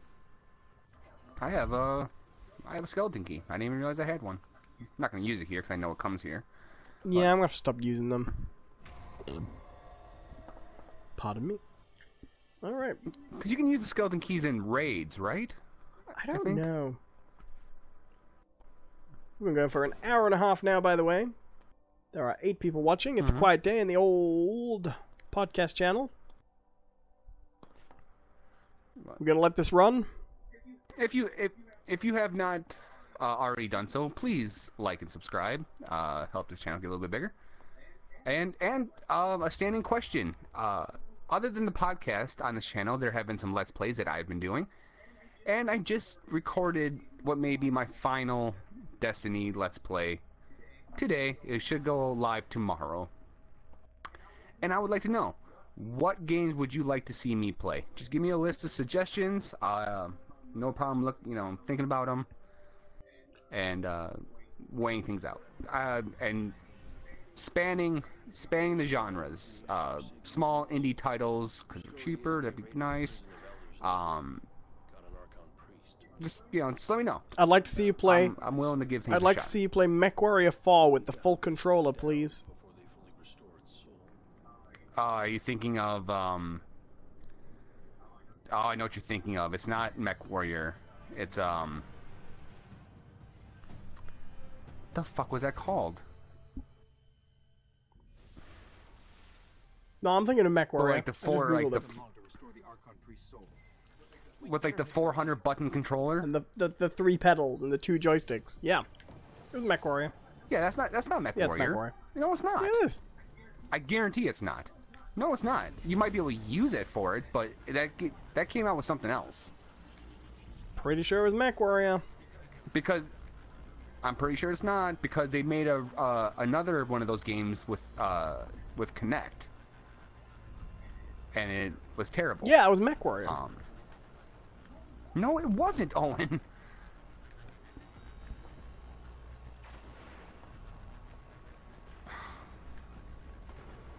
It's going to annoy me because I'm not going to be able to think of the name either. Help me out, chat. What was that game with the crazy 400 button controller?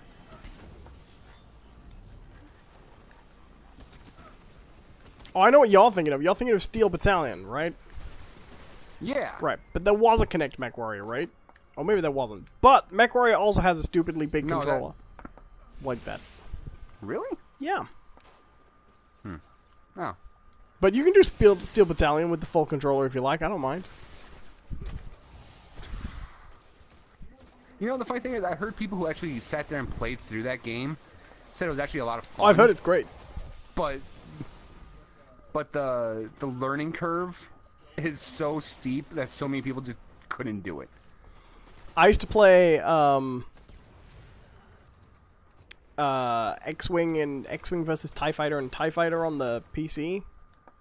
And the copy of the game I had for that came with a full, like, a full cardboard keyboard guide that you stood and slit into the back of the keyboard, you know, and stood behind you to describe what everything did. Because it had so many damn controls for that. There was like a button for matching speed. Right. It would have like full flight sim controls, but for a TIE fighter. I used to love those Right. games.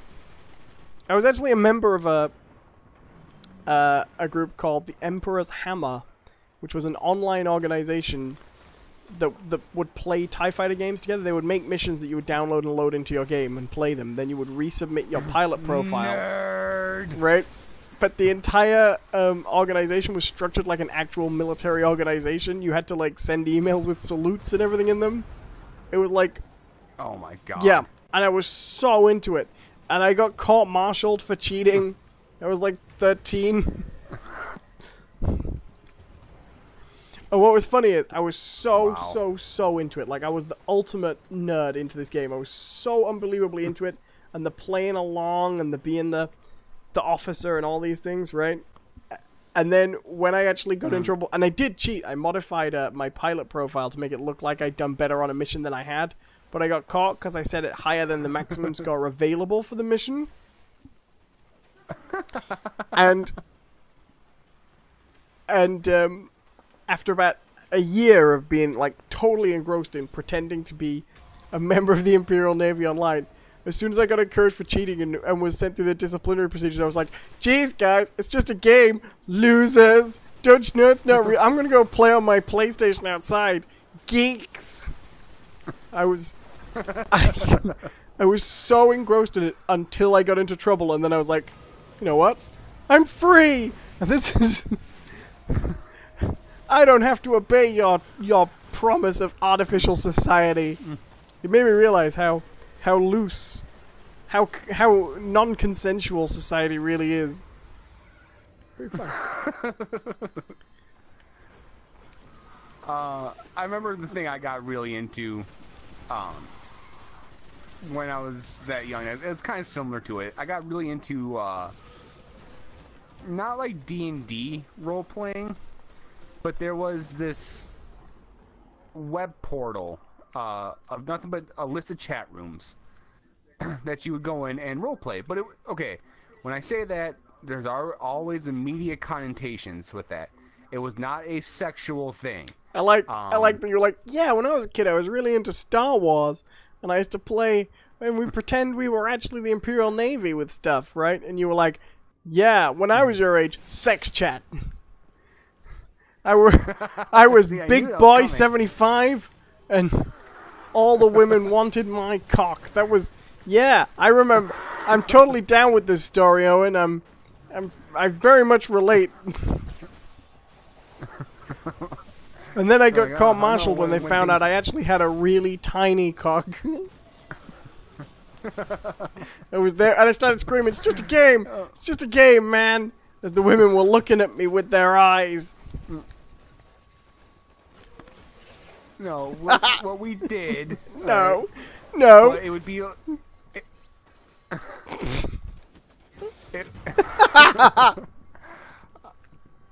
You son of a bitch. No, what we actually did was, we'd go on quests, right? And everyone would take a role of a questing party, and Right. there was a lot of like medieval kind of things, but everyone had like magic too, so everyone had like abilities and powers. And I remember I often took the role of like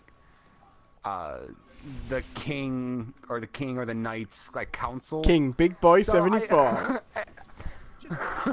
I would no, my character's name was Rowan. Well, I'm very flattered, John, but do we even know each other back then? No, not Owen. Rowan. Yeah. R-O. Yeah, like my girlfriend in high school, Schmemily. She's from Canada. No, but it was funny because I was a geeky kid, and when I went online to roleplay, I could be whoever I wanted to be. I still roleplayed as the geekiest character. But I remember how it worked it was actually kind of a cool system, how the role-playing worked. It was all based on typing speed. So if you could write like a 10-word sentence describing like your attack, within like a 5-second span or something like that, your attack succeeded. Yeah, how many attacks were automatically. big boom? Well, no, that's the thing. You had to describe the attack. You know, there's a lot of honor system, you know, at play. Right. I won't lie. But I got so into it, and I was so into this group and doing this that, believe it or not, it was because of that chat room that I discovered 9/11 had happened. Everyone's like, quick, in 10 words, fly planes into building. I've come. Aw. No, because I remember, because that day I actually skipped school. Like, I wasn't feeling very well. I probably could have gone to school, but I don't know. I just didn't want to. And so I was in this chat room, you know, role playing, and then someone broke character. They're like, "Guys, did you guys see what the fuck just happened? Like, someone just flew a plane into the World Trade Center." And you're there like, forsooth, Squire Snooty, thou must speak to me in thy noble tongue. No, seriously. What is thy demon that is this aeroplane device? Witchcraft, I tell you, witchcraft.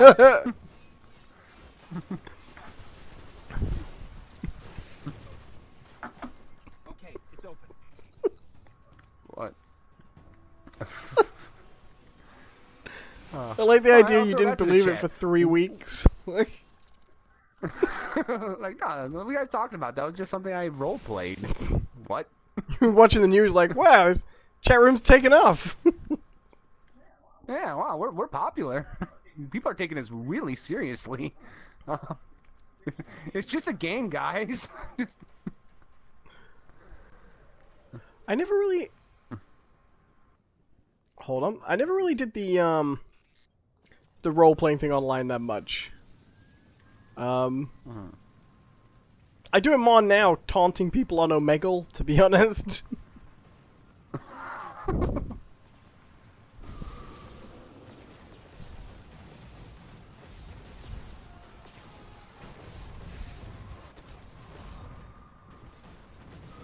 Oh dear.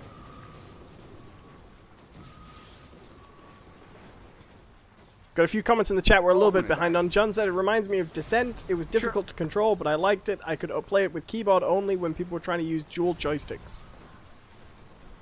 Oh, that's like the 3D spaceship thing, right? Yeah, it was good, the Descent. was, I remember I played the first one back in the day. Or I played Descent 2. I played one of them. I don't remember which one, actually. Because I remember it controlled very similar... it controlled very much like how the aliens controlled in AVP. Right. That was a good game as well. Widowmaker Main says, changing So my name okay, legally to that's- Big Boy 74. Good, good. Enjoy that. I'm sure you'll get a lot of hits on Tinder.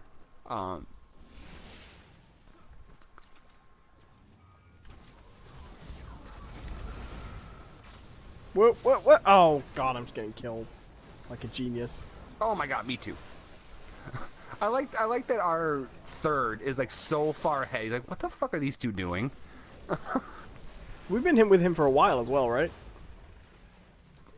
Yeah, for some reason he hasn't left, and I'm trying to question his self-esteem. I think it must be like, you know, 'Cause he when deserves better. you know when you sort of get a little bit addicted to too much charity work. You know when it sort of becomes the only way you know how to I define gotta yourself. help the poor, unfortunate souls. Right. I think it's like that. Let's get out of here, Owen. Oh my god, the problem is these one-hit solar weapons. That's why we're doing so badly. It's these modifiers this week. I escaped Thank that hell. God it's reset day tomorrow. Right?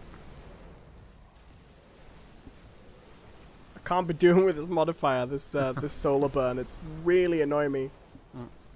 At least we're not doing distorted our words. third is just our third is just staring at me like, what the hell, man?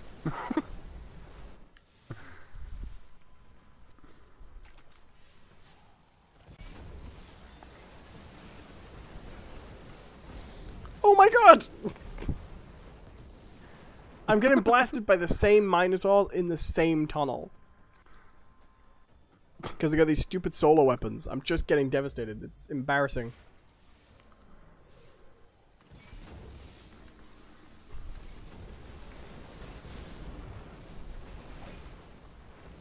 I'm gonna have to kill them. I'm just gonna have to actually... I can't fly past them. I'm going to have to shoot them. It hasn't just like, oh yeah, join your allies. Nope. Really? It hasn't done that yet? Nope. That's unfortunate. No, I'm stuck. I'm stuck at that. You know where the road narrows? Facing 3 Minotaurs with solar burn guns. Oh, there's a pike here. Hold on. Oh, yep. I'm gonna try that instead. Oh, fuck off. My phone's ringing. Sorry, I'm just gonna try and kill the things with this heavy pike.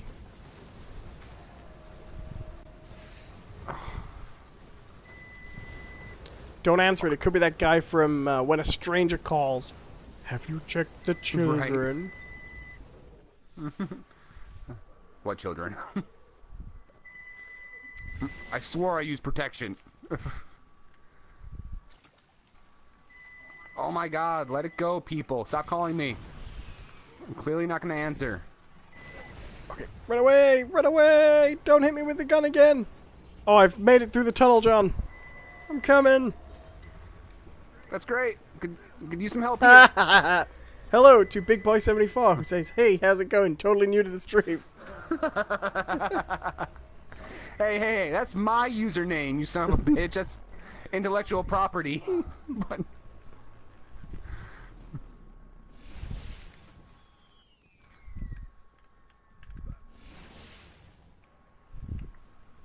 Can't believe how long that took me.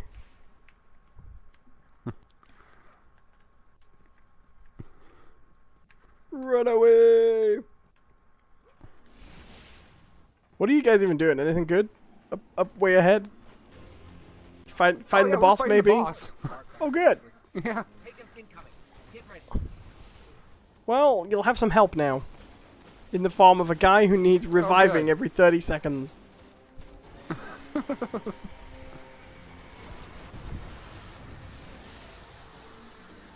It's solar burn, isn't it? Yes. I'm gonna put my Sun Singer on. He's not amazing, but... Oh, fuck.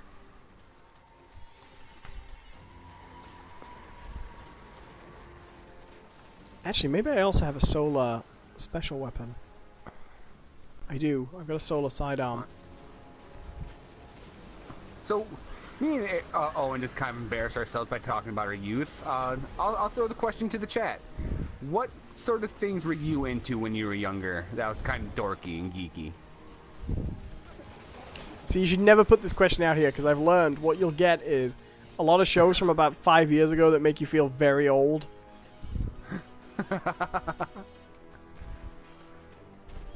Oh yeah, I was super into Pokemon X and Y all those years ago. Where the hell is he? He's way up there.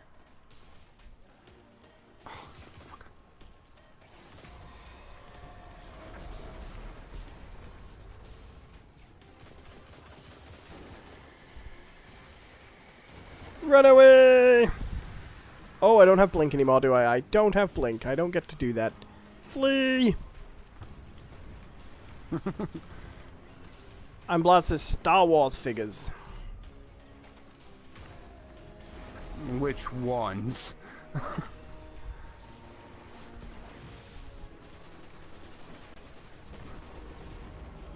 Yeah, this is really gonna, this could be potentially much more geeky than you might think.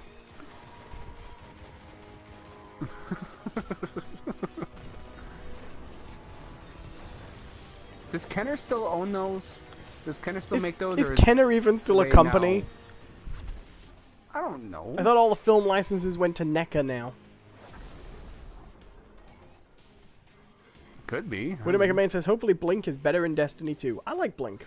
Okay, says, Mr. Wizard, if you remember the show, anything was more exciting than Mr. Rogers. Mr. Wizard, yes. That was like the precursor to like a Bill Nye thing.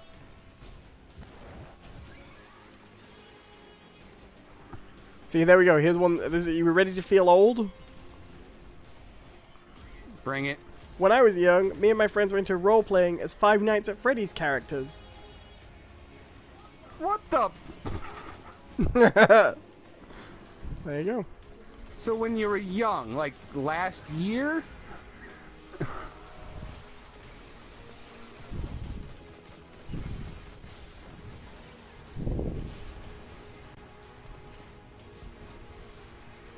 Okay, I got solar grenades.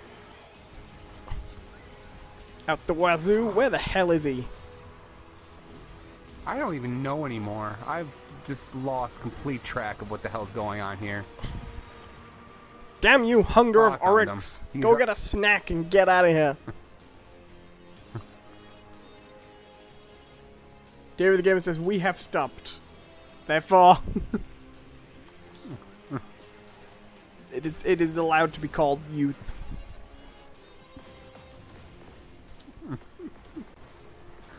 Is that how that works? Yes, technically it was always your younger self. Do you remember when, in the younger days, when we were younger, and we used to talk about Doctor Who a lot in our favorite episodes?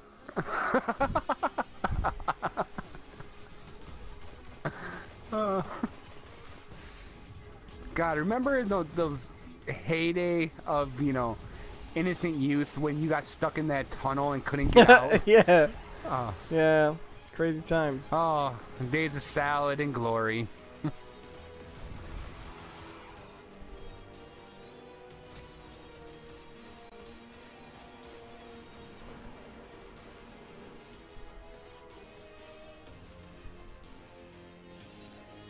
Okay, my solar sidearm's actually Found pretty him. useful for this. Oh crap. He's dead? Is he dead? I think he's dead. I'll contact them Yes. and let them know what happened. Run! Oh shit, I got another skeleton key. The fall has found the prison of elders, but then the I got a Seraph Reform, which is like my most common manacles. priest was better off in the prison. David the Gamer says, no, I was like 14 in 2015, John. Oh, I'm sorry, no, 14 is still too old to be role-playing FNAF characters. No, no. That's fine. I hate that when someone else opens these, they still open for you, and you have to look at it open. And be like, oh can't no, it touch it." requires a key. That's not how chests work. Or doors. Or keys.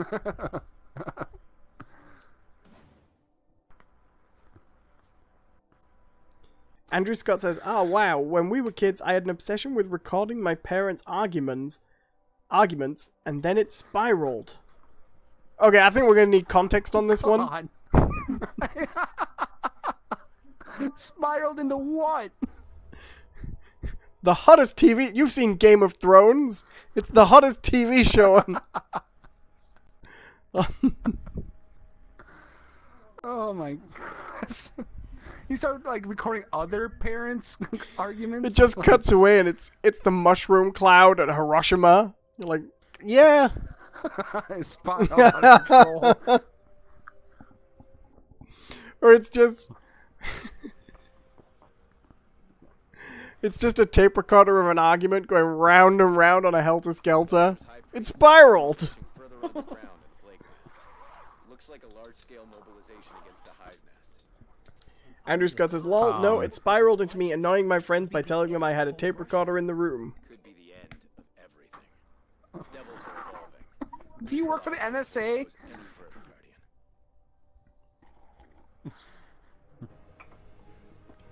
Guardian.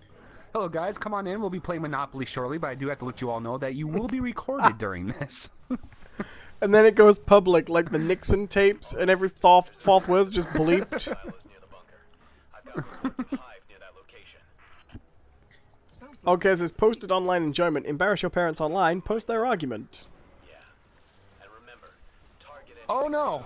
I think I'll pass. It worked for Alec Baldwin's kid. Right.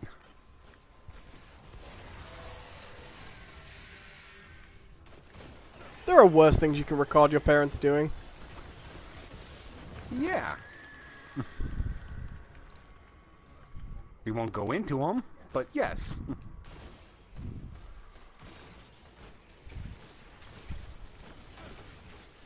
I hate these fucking traps. Yeah, me too. I'm loving the sidearm though. I'm just loving this sidearm. Alright.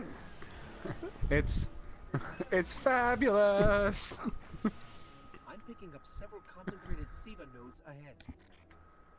Splicers are using Run over. Siler's old defense protocols. Hello everybody, you are listening to the Those Aren't Biscuits podcast. It's a talk show. We're doing a special Destiny pre-beta show where we're just playing a little bit of Destiny and talking about stuff. Well, it has pretty much descended into just playing the game now, I think. Guardian down. A little bit. Widowmaker Main says that sidearm is better than the Trespasser. I'm liking it. I don't know if it's better than the Trespasser for me yet, although I do like having a solar gun right now, so.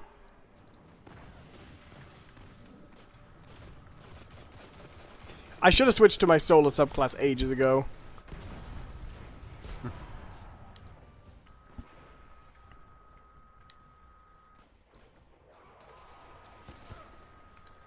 Like, I know it's not gonna happen, but I kind of would like, with Destiny 2 to see a return to not every class has all the elements, you know? Yeah. Andrew Scott says, but I kept the tapes to this day. Some of them I still listen to. One of them, as a 12-year-old, I was held hostage by a killer who did not win a Sega Mega Drive. True story. What? I pinpointed another SIVA node. No. You can't just casually drop that into a chat room. Like, what? And then someone put, I was held hostage by a killer who did not win a Sega Mega Drive, but it's okay. Because Andrew Scott, he clarified, Genesis. Okay. No, it makes sense. Oh, shit. Okay, well, no, alright, yeah, alright.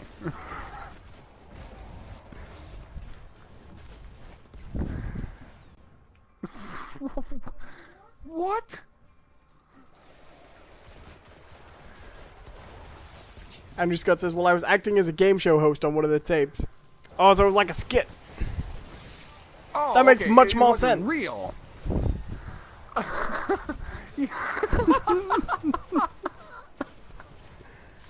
I used to do that as a kid with a tape recorder, make like fake radio shows and things. Yeah, I've done that. One Yeah. more node. Let's go get it.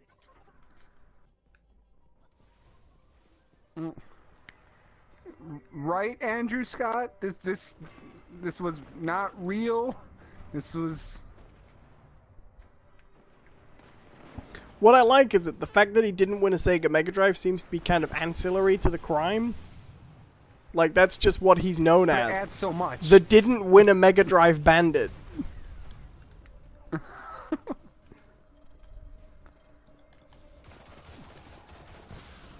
Whoa! Save me, Superman! Thank you.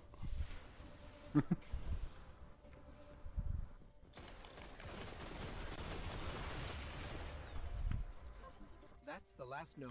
Security protocols are clear. It's always nice to play these missions with a player who knows where they all are by heart. Right. Andrew Scott says, and the guy answering the question got the question right, but came down to the station. Lol, this honestly was done. Really? That's crazy. Okay, so this is a.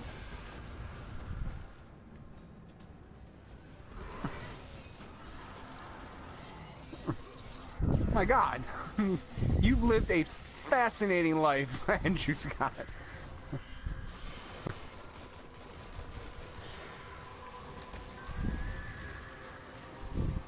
You know what, Andrew?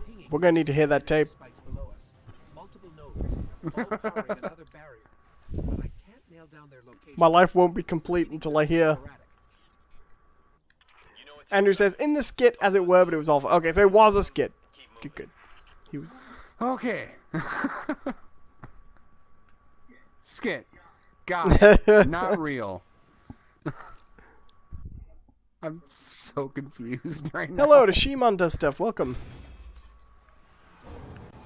This is normally right about the time we're doing the podcast, but we're doing a special stream of Destiny today to, well, this is kind of the usual show, but we're doing Destiny while we do it. Yeah. I think John just wanted to play some Destiny instead of the podcast, really. I was just like, how can I sell this? He's on to me.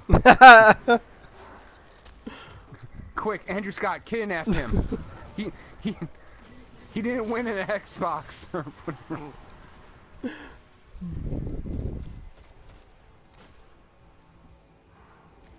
Shima says, sorry I haven't been here, I've been sick. Oh, that's alright, man. No problem, man.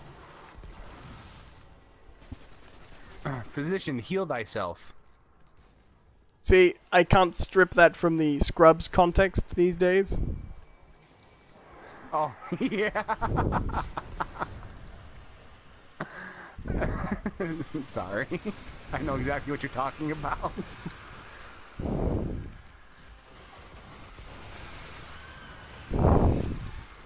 All right, still getting strong SIVA readings.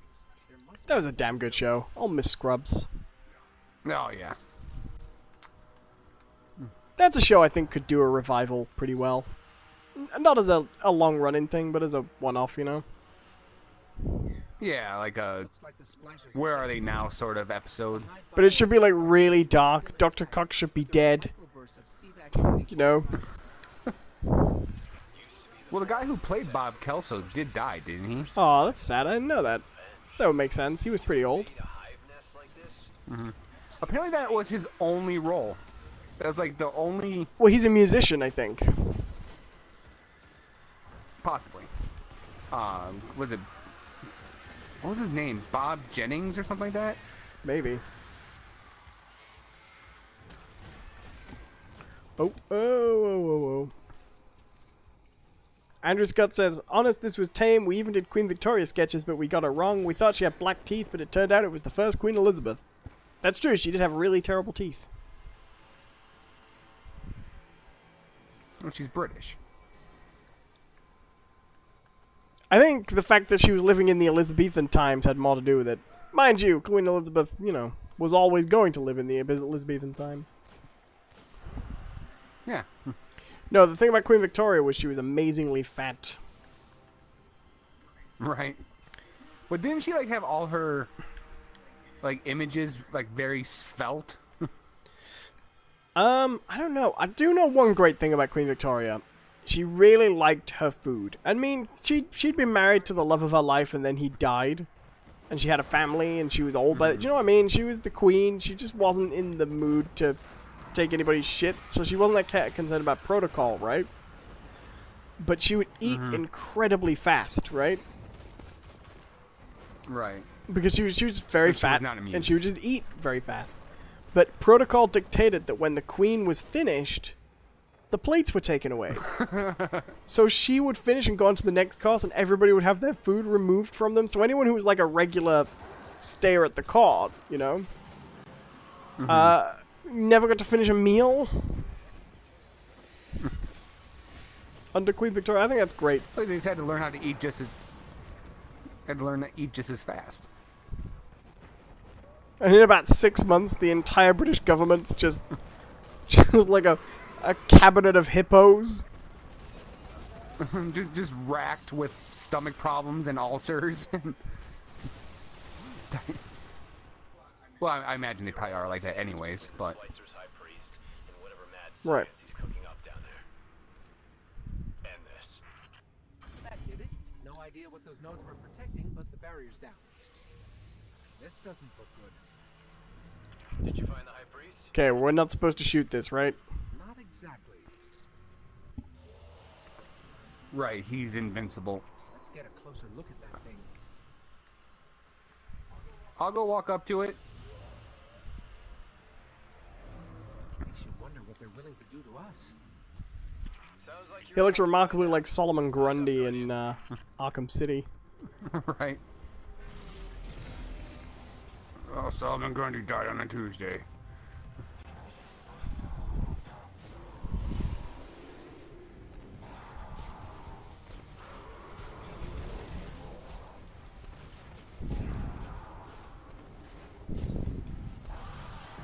I'm just plowing grenades into this guy. Hopefully it'll help.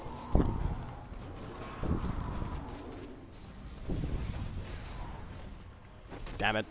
Well, I'm down, but I did get him with a lot of grenades first. Oh my god. Hossie, help me. Posse. Who are you, Leonardo DiCaprio? I said Hossie. It's the name of the third Oh, guy. fair enough. Shimon says, OMG, soon I'm moving south of England. You mean you're moving to the south of England? Or are you moving south into the channel? Like Spain? Yeah, usually we just call that moving to Spain. Oh, crap. This is not going to work out well for his team. You know, I've never been to Spain, but I really like the music. Uh-huh.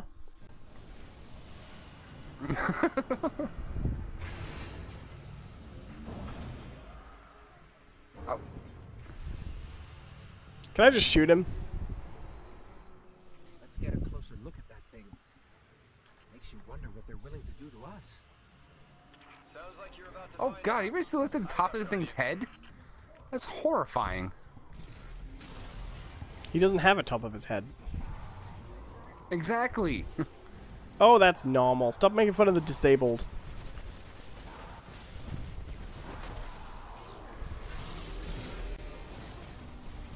Oh, I'm gonna die doing this. What?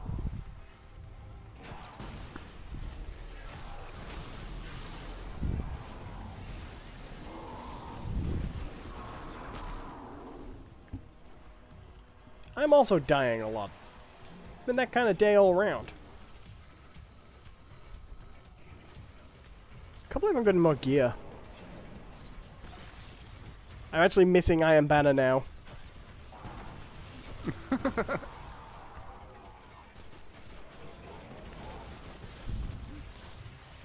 Oh, I want to play some more Mayhem. God, no. I'm not missing it that much.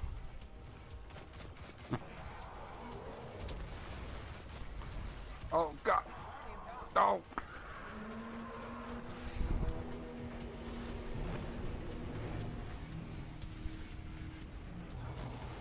So. Oh, God, the ogre's chasing me. An enemy I can't in a remember. Did I game talk- pursuing me. Oh, stay alive, stay alive. I revived you. Okay, run, get away.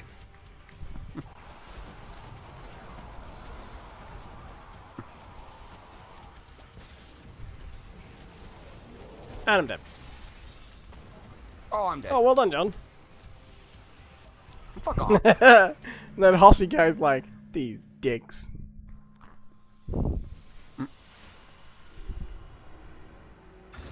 We're doing it again. We're going live. We're doing it live. You Bill O'Reilly now?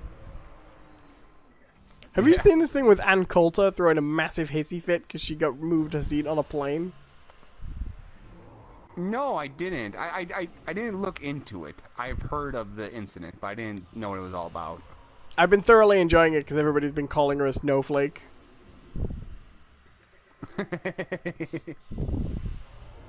Did no one go up and... Okay. Makes you wonder what they're willing to do to us. Sounds like you're about to find out. Eyes up, Guardian. Alright, let's give this another go. So are we podcasting anymore or are we just playing now? Is that the... No, we're still podcasting. We got anything in the chat? No, not really.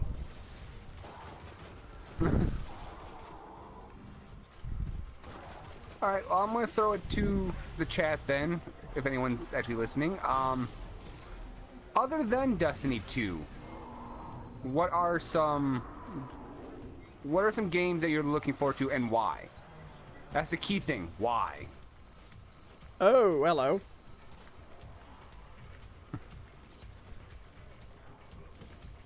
I think the chat might have frozen. Hold on.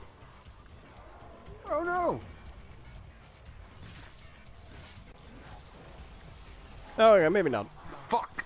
I'm looking at the wrong monitored stream, that's why. I was worried the stream had shut down. We only have 5 people watching now. It's getting a little bit quieter. I guess we've been going a while. Yeah. Hope you guys are having fun. We're just playing a little Destiny. We're doing the usual Those Aren't Biscuits show. We've been going over 2 hours now. We've been going for... Yep, honestly, as soon as we finish this one up, we'll probably be wrapping up. I think so. So, yeah, like I said, are there any other games anyone's excited for? And if you are, why? Alright, I'm going to give the game sort of my full attention so we can actually get this done. Yeah. And then get in some last-minute questions. Yeah, send us questions! Well, I say last minute as if we're gonna... I say that as if we're gonna beat it this time around. Yeah, but, we're not doing well, are we? Oh, fuck. Well, no, except that the guy just spawned right on me. Like, what the hell are they supposed to do there?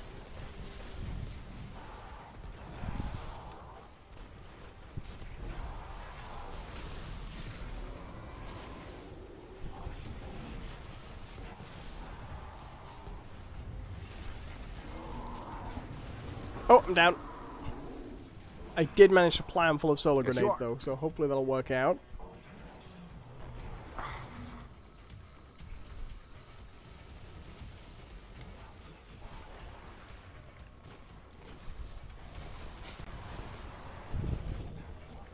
Alright. Oh, there's the ogre. Stay away from the ogre.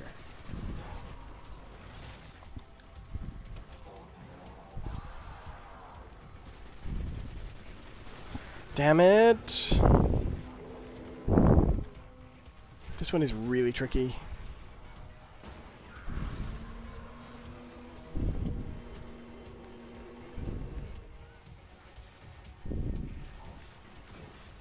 Oh, goddammit, Owen!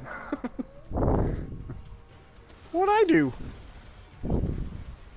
I was running away. You you stepped out like right in front of me. I'm like, no, no, no!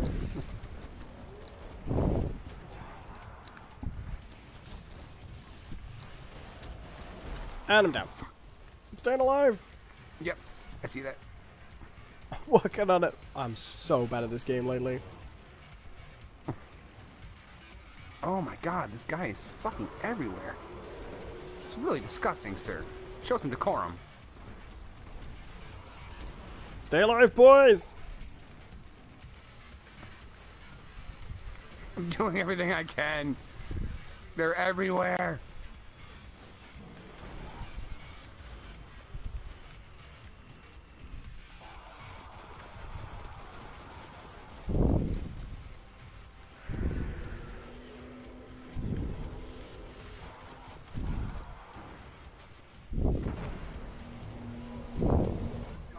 Fuck! Hope everyone's having a good time watching. If you have not, please like and subscribe while we're doing this, and leave us some questions. Oh, I'm down. No! I'm Blas's last minute random question. What are your guys' thoughts on fracking? You got any thoughts on fracking? Fracking? Yes, I do actually, because this is actually a very big deal for me. I actually live in an area that is high in percentage of that sand that they actually use for fracking. They mine it here. Like, I am, no joke, about 10 minutes away from a sand mine, where they mine sand that they use for fracking, and it's kind of a nightmare. Because not only fracking itself has a lot of issues. I do understand the appeal of it. Don't get me wrong. I'm not a complete environmentalist. Thing like that. I do understand that fracking brings out high yields for relatively low amount of effort. But having witnessed the kind of utter devastation that those mines cause the environment and honestly just how it looks, I'm not gonna lie. I live in a very pretty part of the state. You know, lots of forests, lots of hills, and everything like that. And these frack mines just completely decimate them. And we're talking like ancient, you know, like ancient forests. You know, some of these forests have been around forever, and they're just wiped out by these mines, and it's sad. It is sad to see. Oh, he's dead. Thank God. Hey! So my opinion on fracking is... And Sorry, carry on. I thought you were done. oh, I was gonna say, and I think fracking is just another way to, I think fracking is just another way to avoid or postpone the inevitable conversion to greener energies. Yeah. I agree with all that, and I also think there's a decent amount of evidence that it has long-term effects on things like earthquakes. That mean we should at least be putting it on hold until the science is in before we do any more, you know? All right. Okay, I'm gonna kick us out. No, so here's actually kind of a funny story. Where I live right now, there have been multiple bids on the... Oh, did I leave without you? Sorry. No problem. There have been multiple attempts by some of these mining companies to buy this land that I live on. It's not my land. I do rent. But my landlord, you know, he's not too keen on selling. There's a lot of other people in the area who aren't very keen on selling. But there are some who do want to sell. So we've been kind of in this position where, depending on the day of the week, half the people who live in the area want to sell and the other half don't. And then it flip-flops, and then the offers change, and then the companies go out of business because what you're seeing a lot of is because frack mining, and especially the mining of the sand used in fracking, is so coveted and goes for such a high price that you're getting these companies that are startups. Like, we're starting this company, we're going to buy this chunk of land, open up a sand mine, and we're good to go.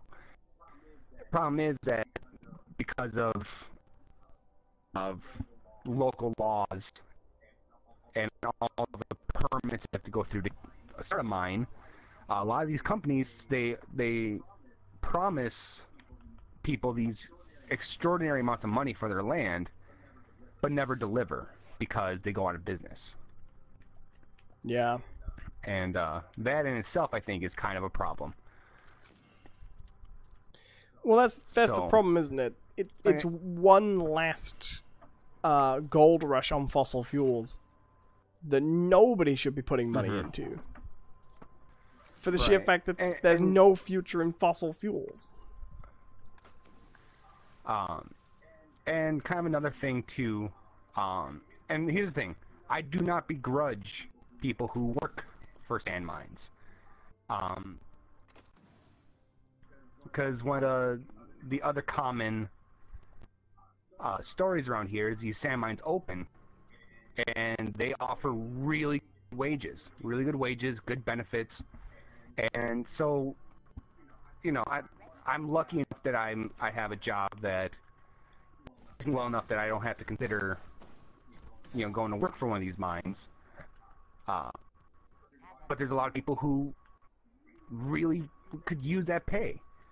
And so they sign on board and they start these sand mines, and then the demand drops for the sand for a while, and everyone gets laid off, or the company goes under because they put too much money into the mine and they're not getting enough. And so there are a lot of people who are put in this kind of horrible positions where they can't ignore that pay, but then inevitably get, you know, thrown away because of the actual markets for this sand is volatile. It's not stable. Yeah. Sounds like the whole thing's kind of a big mess. I must admit, it's not an area I know a huge amount about. I know that the general consensus is that the safety of the mining itself and the effects on the environment have not been verified.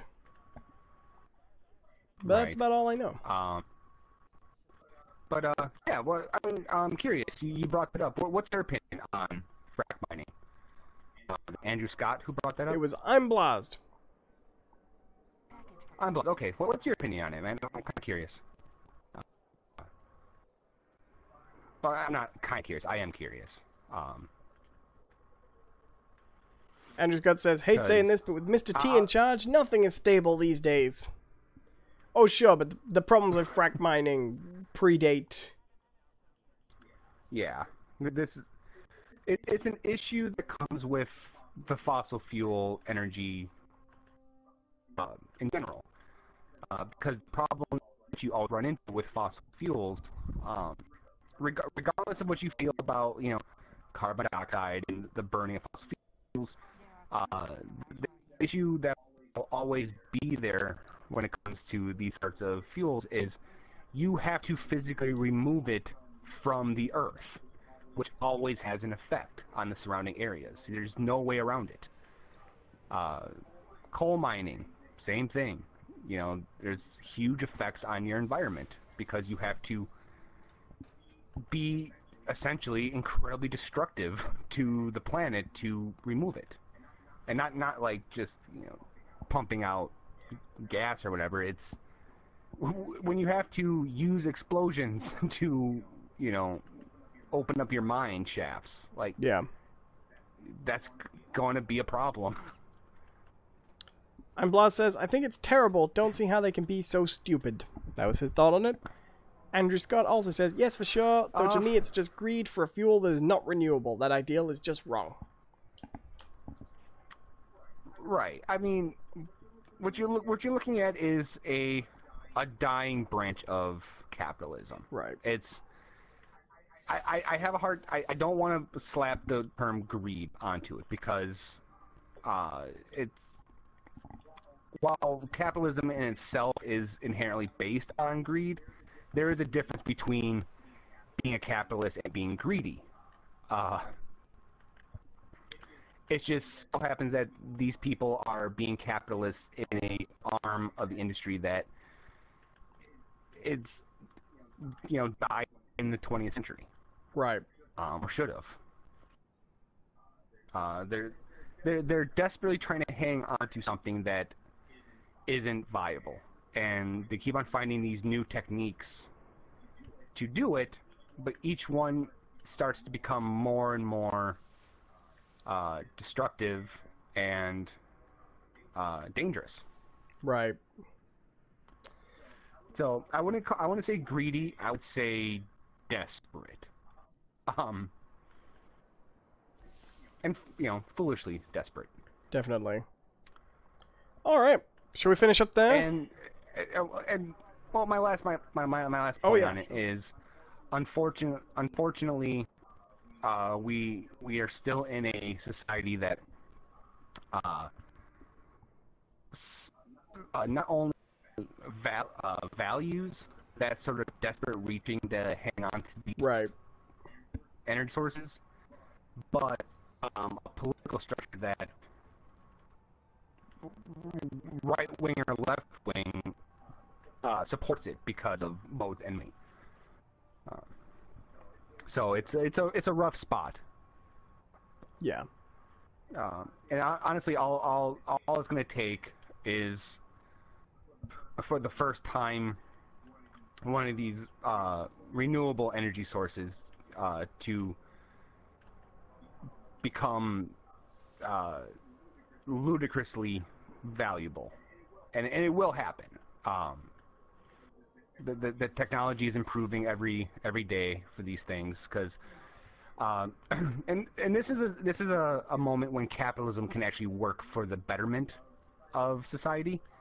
While there are still a lot of these energy companies that are relying on fossil fuels, there's just as many who are trying to be the first to really figure out renewable energy in a big way. Right. And they're putting a lot of money to be that first person, to in turn make a ton of money. But the first company that really figures it out will make a ton of money and will, as you know, a side effect, do good for the world. You know, so you know that's kind of how capitalism can be a double-edged sword. You know. Yeah. No, I agree. But yeah. So, thank you all for listening. You've been listening to the Those Aren't Biscuits live internet talk show. Hope you appreciated everything we went through. As a recap, we talked about Destiny 2. We talked about Doctor Who. We talked about people being abducted because of Sega Genesis. We talked about Owen's X-Wing fetish. We talked about my role-playing and how it tied into 9/11. And if you would like to listen to more of these crazy topics, tune in every week, Monday, 3:30 Central Time, 9:30 UK time.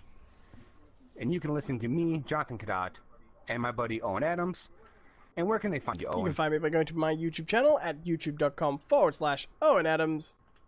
And that's pretty much where I am these days. Yeah, and if you wish to hear more from me, please like and subscribe to this channel. I'm doing Let's Plays on this channel. Hopefully soon a new game, a new series. Or you can go to my blog, which is johncperson.wordpress.com, or follow me on Twitter, which is johncperson. Hey! And that should do it. Thank you everyone for watching, and see you next time. Bye-bye! Have a good one.